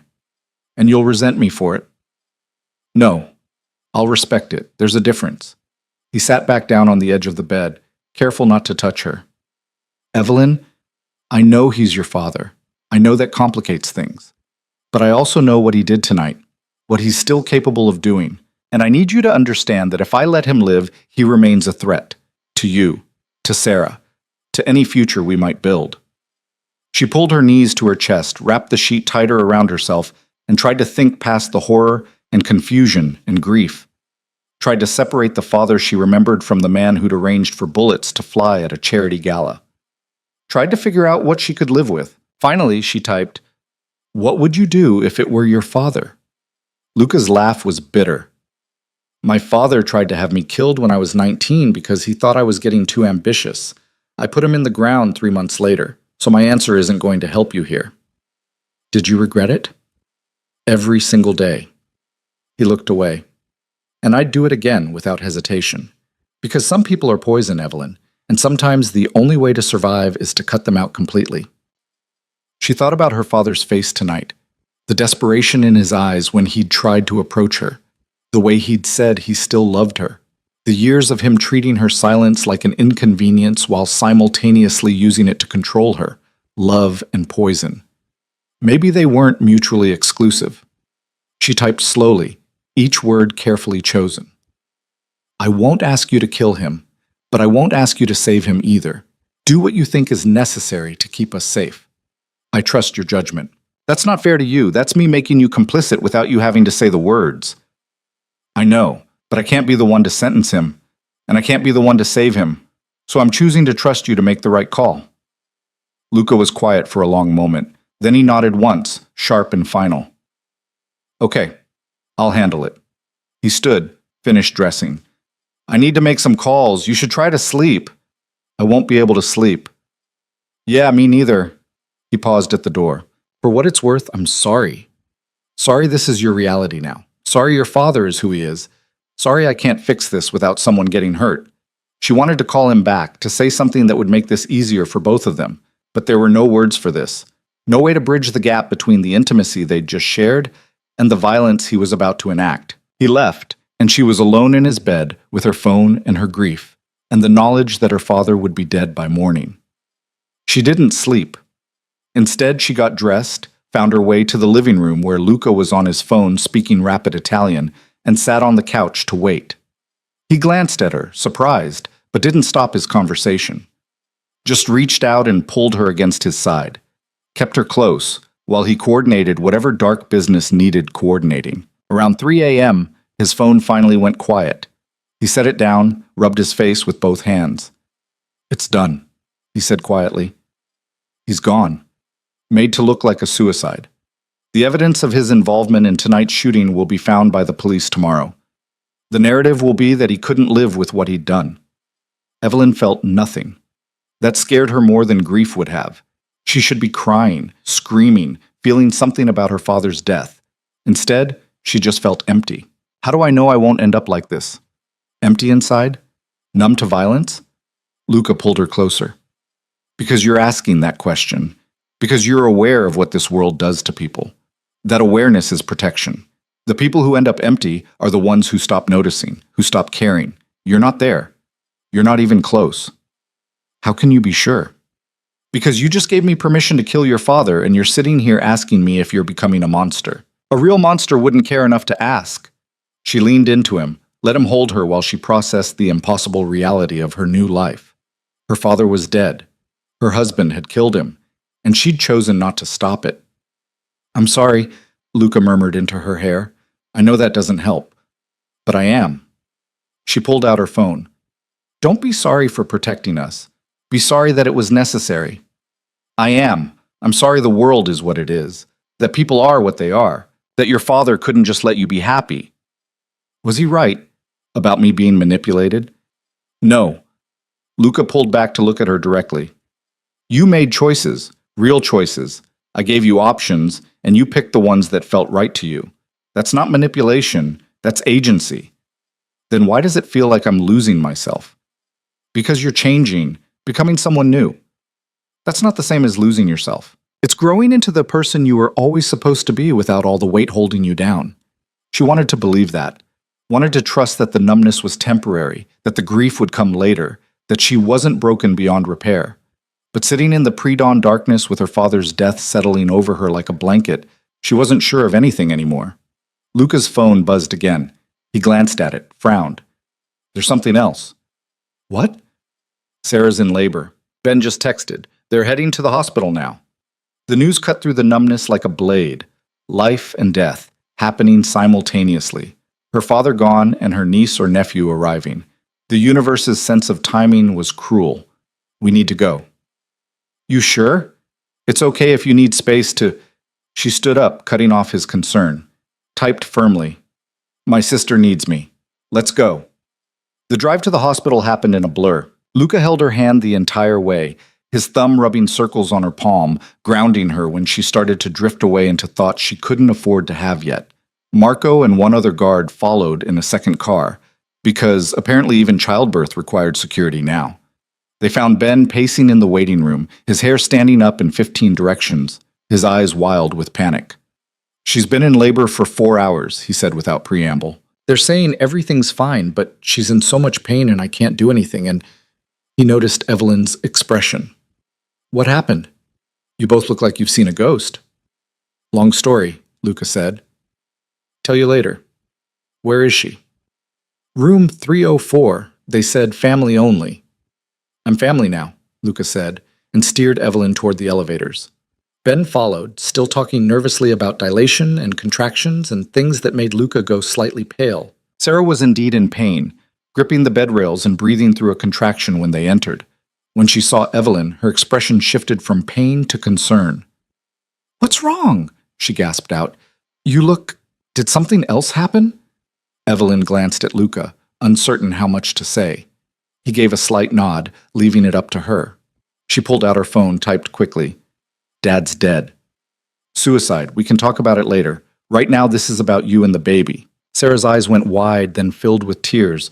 Oh my God, Evelyn, I'm so... Another contraction hit, cutting off whatever she'd been about to say. The next 6 hours passed in a strange fog of crisis and normalcy. Sarah labored while Evelyn held her hand, offering silent support the way she'd done for years. Luca stayed in the corner, looking completely out of his element but refusing to leave. Ben oscillated between panic and excitement, and somewhere in the middle of all of it, a nurse came in to tell them that the police wanted to speak with Evelyn about her father's death. Not now, Luca said flatly. She's with her sister. They can wait. Sir, it's regarding a death investigation.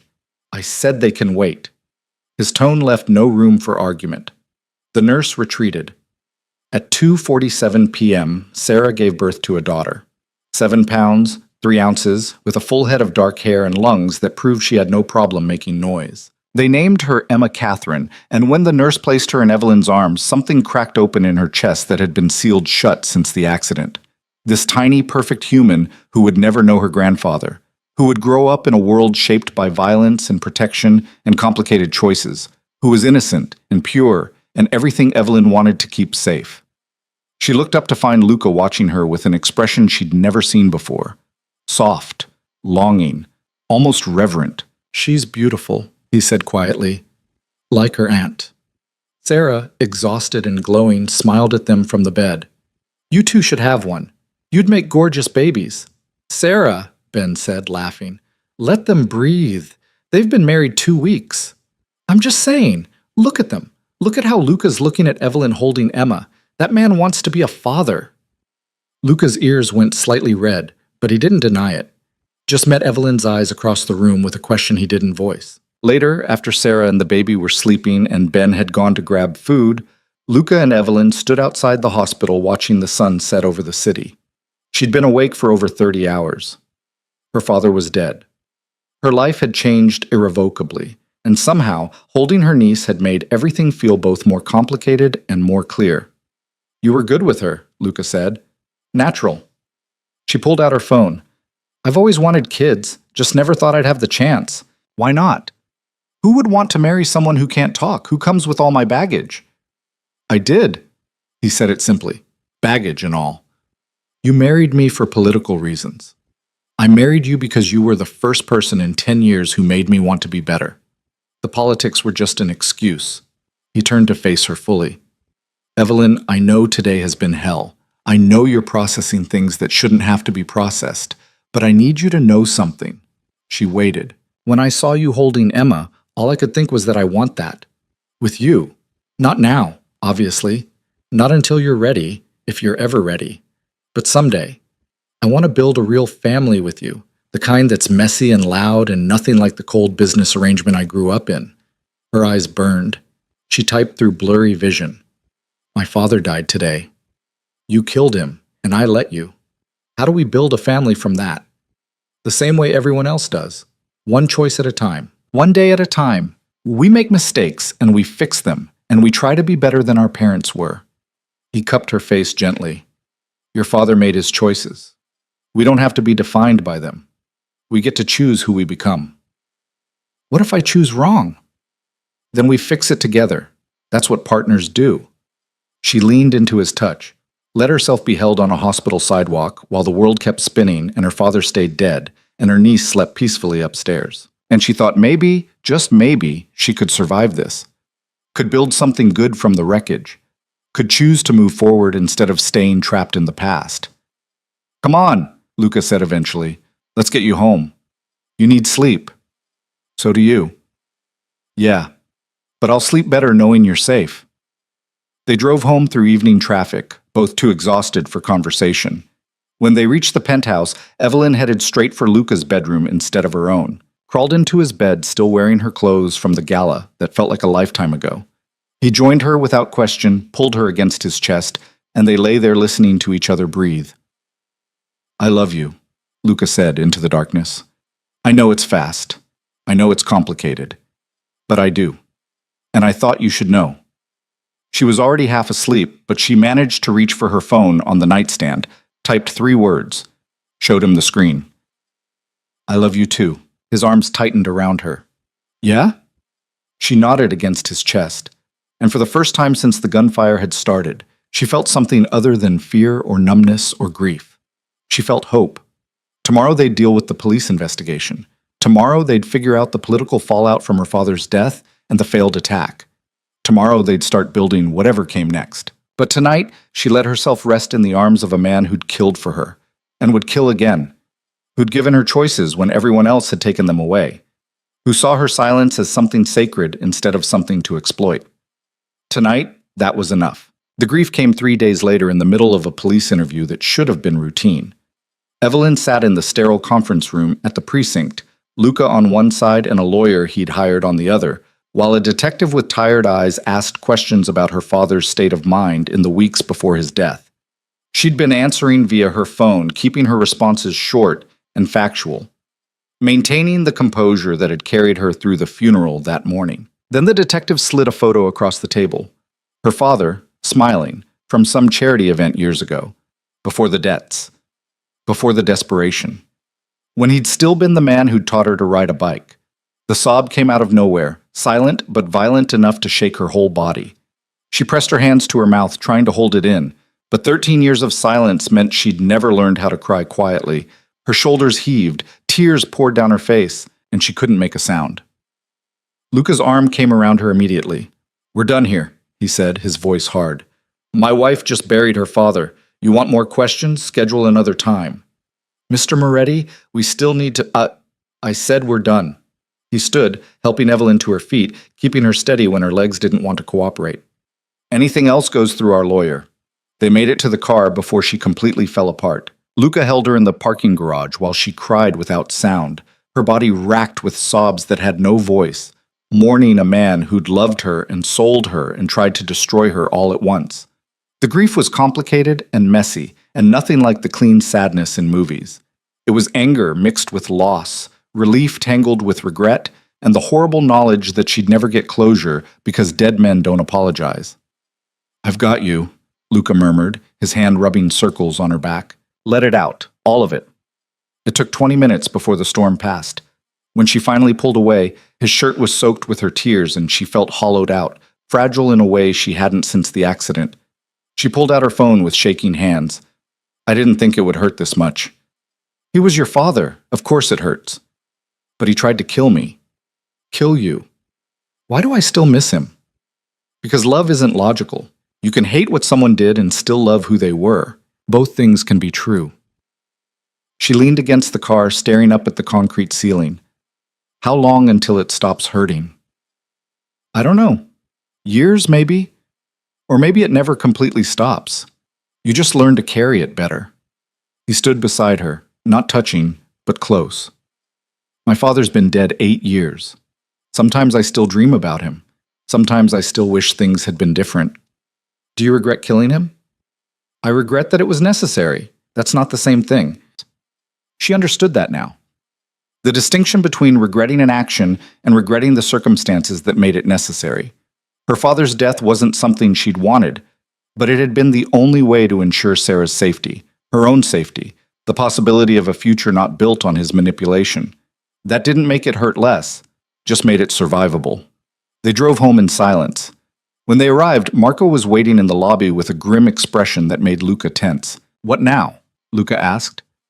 "The Valentinos want a meeting tomorrow. They're claiming innocence in the shooting, saying they have proof it was Richard Cross acting alone." "They're not wrong," Luca said. "Yeah, but they're also saying the marriage agreement is void because you killed your father-in-law without their approval. They're calling it a breach of contract." Luca's laugh was sharp and humorless. "Of course they are. Can't let a crisis go to waste." He looked at Evelyn. "You up for this? Or do you need time?" She pulled out her phone. "I'm up for it. What's one more nightmare?" "That's my girl." He pressed a kiss to her temple, then turned back to Marco. "Set it up. Neutral location. I want full security, and I want every piece of evidence we have on Richard's involvement in the shooting ready to present." The meeting was scheduled for the following evening at a restaurant the Valentinos owned in the North End. Luca spent the day preparing, going over strategy with Marco and their lawyer, making calls to allies and contacts who might influence the outcome. Evelyn watched him work, saw the calculated way he maneuvered through his world, and realized she was watching a master at his craft. "You're staring," he said without looking up from his laptop. She typed quickly. "I'm learning. You said I could." "Fair enough. What have you learned so far?" "That you're scarier in a negotiation than you are with a gun." His smile was quick and genuine. "Best compliment I've had all week." That evening, she dressed carefully in a black suit that Sarah had helped her pick out days before. Professional, severe, the kind of outfit that said she wasn't someone to dismiss. She left her hair down, applied minimal makeup, and studied herself in the mirror. The woman looking back at her was different from the one who'd sat in that lawyer's office 6 weeks ago. Harder, more aware, less willing to be invisible. You look like you're ready for war, Luca said from the doorway. Isn't that what this is? Yeah, guess it is. He crossed the room, adjusted her collar slightly. Remember, you don't have to speak. Your presence is enough. Just be there, be strong, and let me handle the talking. What if they try to use me against you? Then they'll learn that was a mistake. His expression went cold. No one threatens you without consequences. Not anymore. They arrived at the restaurant to find it closed to the public, security posted at every entrance. Inside, the Valentino family waited at a long table. 3 brothers who ran the organization, their lawyer, and several associates whose job was clearly to look intimidating. Moretti, the eldest brother, Vincent, greeted them without warmth. And the widow Cross, our condolences on your loss. Evelyn's jaw tightened, but she nodded acknowledgement. Luca pulled out her chair before taking his own seat, a gesture of respect that wasn't lost on anyone in the room. Let's skip the pleasantries, Luca said. You think the marriage agreement is void. I disagree. Make your case. Vincent slid a folder across the table. The agreement stipulated that Richard Cross would be granted protection in exchange for the marriage alliance. You killed him. Therefore, you violated the terms. Richard Cross violated the terms first by hiring a shooter to attack us at a public event, an event where your family members were also present, I might add. Luca produced his own folder. Phone records, financial transactions, witness statements, all proving that Richard orchestrated the shooting to start a war between our families. He was a threat to everyone. I eliminated that threat. Without our permission. I don't need your permission to protect my wife. Luca's tone stayed level, but there was steel underneath. The agreement binds our families through marriage. That marriage still stands. Evelyn is still my wife. Therefore, the alliance holds. Unless the wife chooses to void it, the youngest brother, Anthony, interjected. She could claim coercion, trauma, that you murdered her father and she fears for her safety. All eyes turned to Evelyn. She felt the weight of their attention, the expectation that she'd crumble or flee or give them the excuse they needed to break the agreement and start the war they clearly wanted. Instead, she pulled out her phone, typed carefully, handed it to Vincent to read aloud. He scanned the screen, his expression darkening. Then he read, his voice flat. My father made his choices. He tried to have me killed to serve his own agenda. My husband protected me. The only person I fear in this room is anyone who thinks they can use me as leverage. The marriage stands, the alliance stands, and if you have a problem with that, take it up with me, not him. The silence that followed was deafening. Vincent's brothers exchanged glances. Their lawyer whispered something urgent, and Evelyn kept her chin up, refused to look away, channeled every ounce of strength she had into not backing down. Finally, Vincent smiled. It wasn't friendly, but it was respectful. You've got spine, Mrs. Moretti. I'll give you that. He turned to Luca. The alliance holds, but there will be adjustments to the terms. We want a bigger share of the waterfront development project. And we want quarterly meetings to ensure continued cooperation. Agreed on the meetings. The waterfront split stays as negotiated. Luca leaned back in his chair. But I'll give you first rights on the new construction project in South Boston. Same profit margin, less political headache. They negotiated for another hour, hammering out details that went over Evelyn's head but clearly mattered to everyone involved. She sat quietly, occasionally meeting Luca's eyes, when he needed silent confirmation, letting him handle the business while she provided the legitimacy of her presence. When they finally stood to leave, Vincent stopped them at the door. Mrs. Moretti? A word. Luca tensed, but Evelyn nodded. Vincent pulled her aside slightly, spoke quietly enough that his brothers couldn't hear. I knew your father for 20 years. He was a brilliant man who made stupid choices because he was too proud to ask for help. Vincent's gaze was steady. You're not like him. You know when to bend, when to stand firm, when to trust the people around you. That's going to serve you well in this world. She pulled out her phone. Is that a compliment or a warning? Both. He smiled slightly. Your husband is building something different, something that could change how all of us operate. Most of the old guard thinks he's naive, but I think he might be smart enough to pull it off, especially with you beside him. Why are you telling me this? Because I have daughters, and I'd want someone to tell them the truth about the life they're entering. He glanced at Luca, who was watching them with barely concealed suspicion. He's dangerous, your husband, but he's also honest in a way most of us aren't. That's rare. Don't take it for granted. She nodded once, understanding the gift Vincent was offering. Information, perspective, a kind of alliance that had nothing to do with business and everything to do with survival. In the car afterward, Luca immediately asked, "What did Vincent say to you?" "That you're dangerous, but honest. That I should trust you." "You trust Vincent's judgment?" "I trust that he gains nothing by lying to me." Luca considered that. "Fair point. You did good in there. Really good. I know that wasn't easy. It was terrifying, but also kind of powerful." "Yeah?" He sounded pleased. "You feel powerful?" "I feel like I'm becoming someone I don't recognize. But maybe that's okay. Maybe the old Evelyn needed to change. The old Evelyn survived impossible things. The new Evelyn is just learning to thrive instead of just survive. That's not a bad thing." She leaned her head against the window, watched the city lights blur past. 3 weeks ago, she'd been a silent daughter in her father's house, waiting for permission to exist. Now she was a crime boss's wife who just held her ground in a room full of dangerous men and earned their respect. The transformation should have terrified her. Instead, it felt like finally becoming who she was always meant to be. The next few weeks settled into a rhythm that felt almost normal.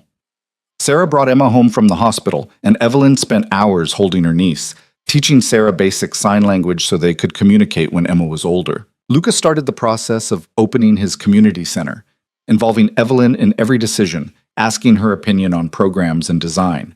And slowly, carefully, they built a life together that was messy and complicated and nothing like either of them had expected. The nightmares came occasionally, visions of gunfire and her father's face and all the ways things could have gone wrong. But Luca was always there, pulling her back from the edge, reminding her she was safe. 2 months after the wedding, Evelyn woke up with an idea. She rolled over to find Luca already awake, scrolling through his phone, morning light painting him in gold. "Morning," he murmured, setting the phone aside. "You okay? You were restless last night." She grabbed her phone from the nightstand. "I want to start teaching again. Sign language classes. Maybe at your community center, when it opens." "Yeah? You sure you're ready?" "I'm sure I'm tired of hiding. My silence doesn't have to be a limitation. It can be something I teach others to understand." His smile was soft and proud. "I love that.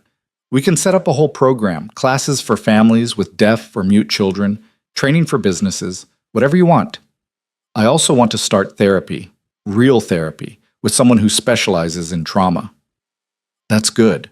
That's really good." He pulled her closer. "I'm proud of you for recognizing you need help and asking for it. Are you in therapy?" His pause told her the answer. She poked him in the ribs until he admitted, "No, but I probably should be. We could go together, couples counseling, deal with all our trauma as a team. You want to subject some poor therapist to both of us? I think we'd be their most interesting case." He laughed, actually laughed, and kissed her thoroughly. "Okay, we'll find someone. Do the work. Build something healthy from all this mess."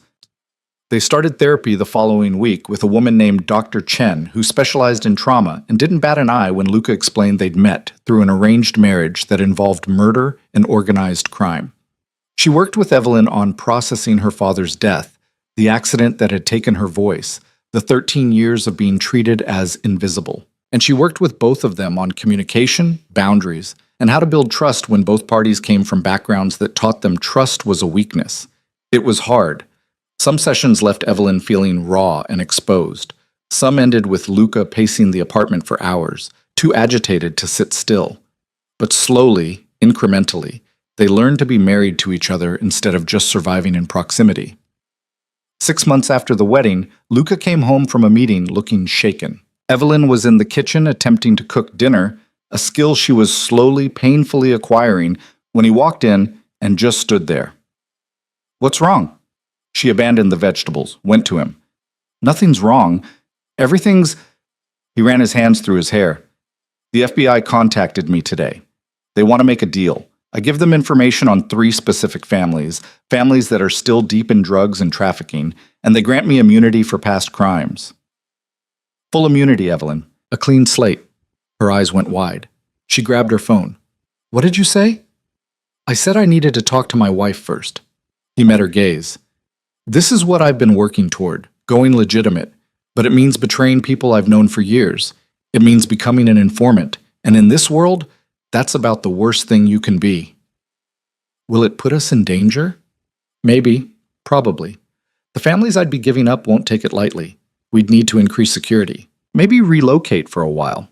He cupped her face. But it would also mean our kids, if we have kids, wouldn't grow up with their father facing prison time. Wouldn't have to explain why daddy does things that are illegal. You want kids. I want a future that isn't constantly looking over my shoulder. I want to build something that lasts. And I can't do that while I'm still tied to the old ways. She thought about it, about the danger versus the possibility, about what kind of life they could have if Luca was truly free from his past, about the community center and her teaching and the family they might build. Do it. Take the deal. You're sure? Because once I do this, there's no going back. We burn bridges, make enemies, start completely over. I'm sure. We burn it all down and build something better. His kiss was fierce and grateful and full of promise. Okay, we do this together. The next year was chaos. Luca testified in closed hearings. 3 major families were indicted. There were threats, attempts on their lives, a month where they relocated to a safe house in Vermont while the FBI rounded up the most dangerous elements.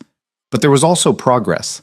The community center opened, offering everything from job training to addiction counseling to Evelyn's sign language classes.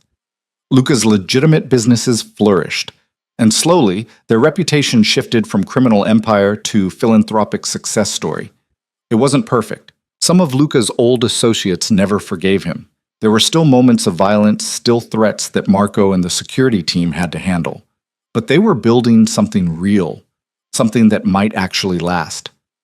14 months after their courthouse wedding, Evelyn missed her period. She took 3 pregnancy tests, all positive, then sat on the bathroom floor trying to process the implications.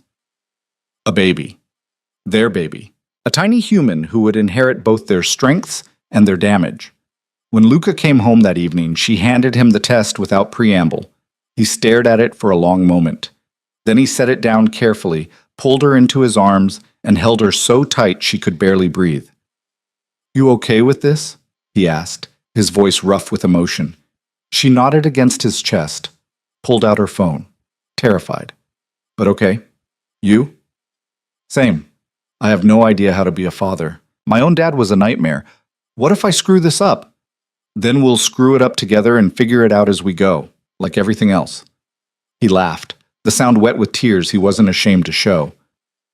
"Yeah, okay, we can do this." They told Sarah and Ben the following week, at a family dinner that had become a weekly tradition. Sarah screamed loud enough to wake Emma, who started crying, which made everyone laugh through tears. Ben shook Luca's hand with genuine warmth, the initial wariness long since transformed into real friendship. "Emma's going to have a cousin," Sarah said, bouncing her daughter gently. "Oh my God, they're going to grow up together. This is perfect." "Perfect is a strong word," Luca said, but he was grinning. "We're probably going to have the most protective kid in Boston." "Good," Sarah declared. "That's what family is for." The pregnancy was difficult. Morning sickness that lasted all day, complications that required bed rest, moments of terror when they thought they might lose the baby. But Luca was there for all of it, attending every appointment, learning everything he could about pregnancy and childbirth, building a nursery with his own hands because he needed something productive to do with his anxiety. 8 months in, lying in bed while Luca assembled yet another piece of baby furniture, Evelyn had a sudden clarity about everything that had happened. The forced marriage that became real, the violence that made way for peace, the loss of her father that freed her to become herself. All of it had been necessary to get her here, to this moment, this life, this future. She grabbed her phone. "Do you ever regret how we started?" Luca looked up from the instruction manual he was frowning at. "Honestly? Sometimes. I wish we'd met different. Wish I could have courted you properly instead of essentially buying you from your father. Wish our foundation wasn't built on trauma and violence. But I don't think we would have found each other any other way. You needed someone who would see your strength. I needed someone who would challenge me to be better. The circumstances were horrible, but they brought us together. So no, I don't regret it. I just wish it had been easier for you. It made me who I am. I'm not sure I'd change that even if I could." Who are you? He set down the manual, gave her his full attention. Now, who do you think you've become? She thought about it, typed slowly, choosing her words carefully. Someone who isn't afraid of silence, someone who knows her worth, someone who can stand in a room full of dangerous people and hold her ground, someone who's going to teach her child that voice comes in many forms and all of them matter. I love who you've become, Luca said quietly. I love who you're still becoming. Every single day, you surprise me. Good surprises or bad surprises? The best kind, the ones that make me fall more in love with you. She held out her hand. He came to the bed, curled up beside her despite the pile of unassembled furniture, and they lay there, feeling their baby move between them, planning a future that seemed impossible and perfect and absolutely worth fighting for.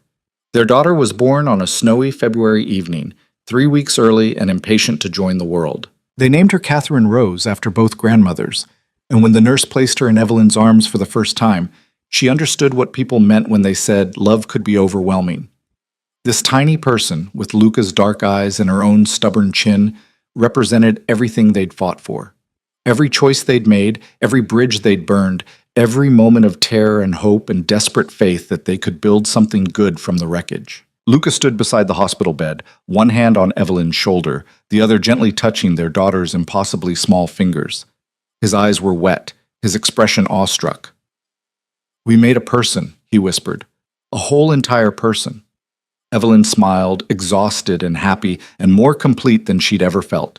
She grabbed her phone with one hand, typed clumsily. "We made a family." "Yeah, we did." He kissed her forehead, then Catherine's. "And I'm going to spend the rest of my life making sure you both know you're loved. You're safe, you're valued, all the things I never had. All the things I never had either. We break the cycle." "We break the cycle," he agreed. Sarah and Ben arrived an hour later with Emma, who was now walking and chattering in toddler gibberish. She stood on tiptoe to peek at the baby, her eyes huge with wonder. "Baby," she declared, "my baby." "Your cousin," Sarah corrected, laughing. "You're going to be the best big cousin, aren't you?" Emma nodded solemnly, then proceeded to lecture Catherine in nonsense words that made everyone laugh. That night, after the visitors had left and Catherine was sleeping in her bassinet, Luca climbed into the hospital bed beside Evelyn despite the nurse's protests about it being too small. "Tell me what you're thinking," he said. She was too tired to type, so she just pressed her phone into his hands where she'd already written her thoughts. "I'm thinking about how far we've come. From a forced marriage to this, from strangers to parents, from survival to something that feels like joy. I'm thinking that if someone had told me 2 years ago that I'd be here, I wouldn't have believed them. And I'm thinking that despite everything, all the pain and loss and violence, I wouldn't change it. Because it brought me here. To you, to her, to us." He read it twice, his throat working. Then he set the phone aside and just held her, careful of all the wires and monitors, careful of her still healing body. "I don't deserve you," he murmured. "Either of you, but I'm going to spend every day trying to earn this family, this life, this second chance." She patted his chest twice, their signal for "I love you" when words were too much or typing too slow. He patted back, the rhythm they'd developed over months of learning each other's language. The future stretched ahead of them, uncertain and probably difficult, still shadowed by Luca's past and the enemies they'd made. But for the first time, Evelyn wasn't afraid of what came next. She had her voice, not in sound, but in action and choice, and the family she was building. She had a partner who saw her strength and challenged her to use it. She had a daughter who would grow up knowing that silence could be powerful, that love could be complicated, that families were built not just by blood, but by the choices people made every single day. 3 months later, the community center hosted its grand opening celebration. Evelyn's sign language program had 15 students enrolled, ranging from parents of deaf children to healthcare workers to curious individuals who wanted to communicate better with the world around them. The center itself offered job training, counseling services, educational programs, and a safe space for people who'd been forgotten by the system. Luca gave a speech about second chances and community responsibility that was surprisingly moving for a man who'd spent half his life as a criminal. The mayor attended, as did several business leaders and community organizers. It was legitimacy, real and earned, the kind that couldn't be bought or forced. Evelyn stood at the back of the crowd, Catherine strapped to her chest in a carrier and watched her husband transform their painful past into something that might actually help people. When he finished speaking, his eyes found hers across the room, and his smile was pure and genuine and full of love. After the speeches, a reporter from the local news approached them, asking for an interview about their philanthropic work. Luca handled most of the questions, but then the reporter turned to Evelyn. "Mrs. Moretti, you're teaching sign language here. Can you tell us why that's important to you?" She pulled out her phone, typed her response, and handed it over for the reporter to read. "I lost my voice 13 years ago in an accident. For a long time, I let that silence define me as a limitation. But silence can be a language all its own. It just requires people to listen differently. I'm teaching sign language because I want to help others communicate in ways that matter. Because everyone deserves to be heard, regardless of whether they can speak." The reporter read it on camera, and something shifted in Evelyn's chest. This was her voice. Different than it had been before the accident, but no less powerful. Maybe more powerful, because she'd learned to use it intentionally instead of carelessly. That evening, back at the penthouse with Catherine sleeping peacefully in her nursery, Luca pulled Evelyn onto the balcony overlooking the harbor. The same view they'd had since the beginning, but everything else had changed. "You know what I realized today?" he said, his arm around her shoulders.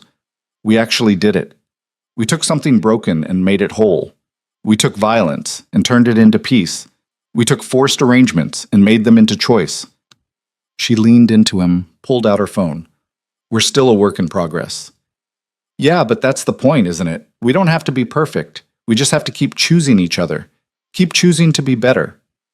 "I choose you, every day. Even when it's hard, especially when it's hard." He turned her to face him, his hands gentle on her face. "I choose you too, you and Catherine and whatever chaos comes next. This is my family. This is what I protect. This is what I live for." She kissed him, standing on the balcony where she'd once felt trapped and now felt free. The city spread out below them, full of possibility and danger, and a million lives being lived in the spaces between. Somewhere out there, people were making choices that would define their futures, some good, some terrible, all of them mattering. And here, in this moment, Evelyn chose love, chose partnership, chose the messy, complicated, beautiful life she'd built from the wreckage of who she'd been. Her father had tried to make her invisible. The accident had taken her voice. The world had tried to erase her, but she'd survived all of it. She'd found strength in silence, power in choice, love in the last place she'd expected.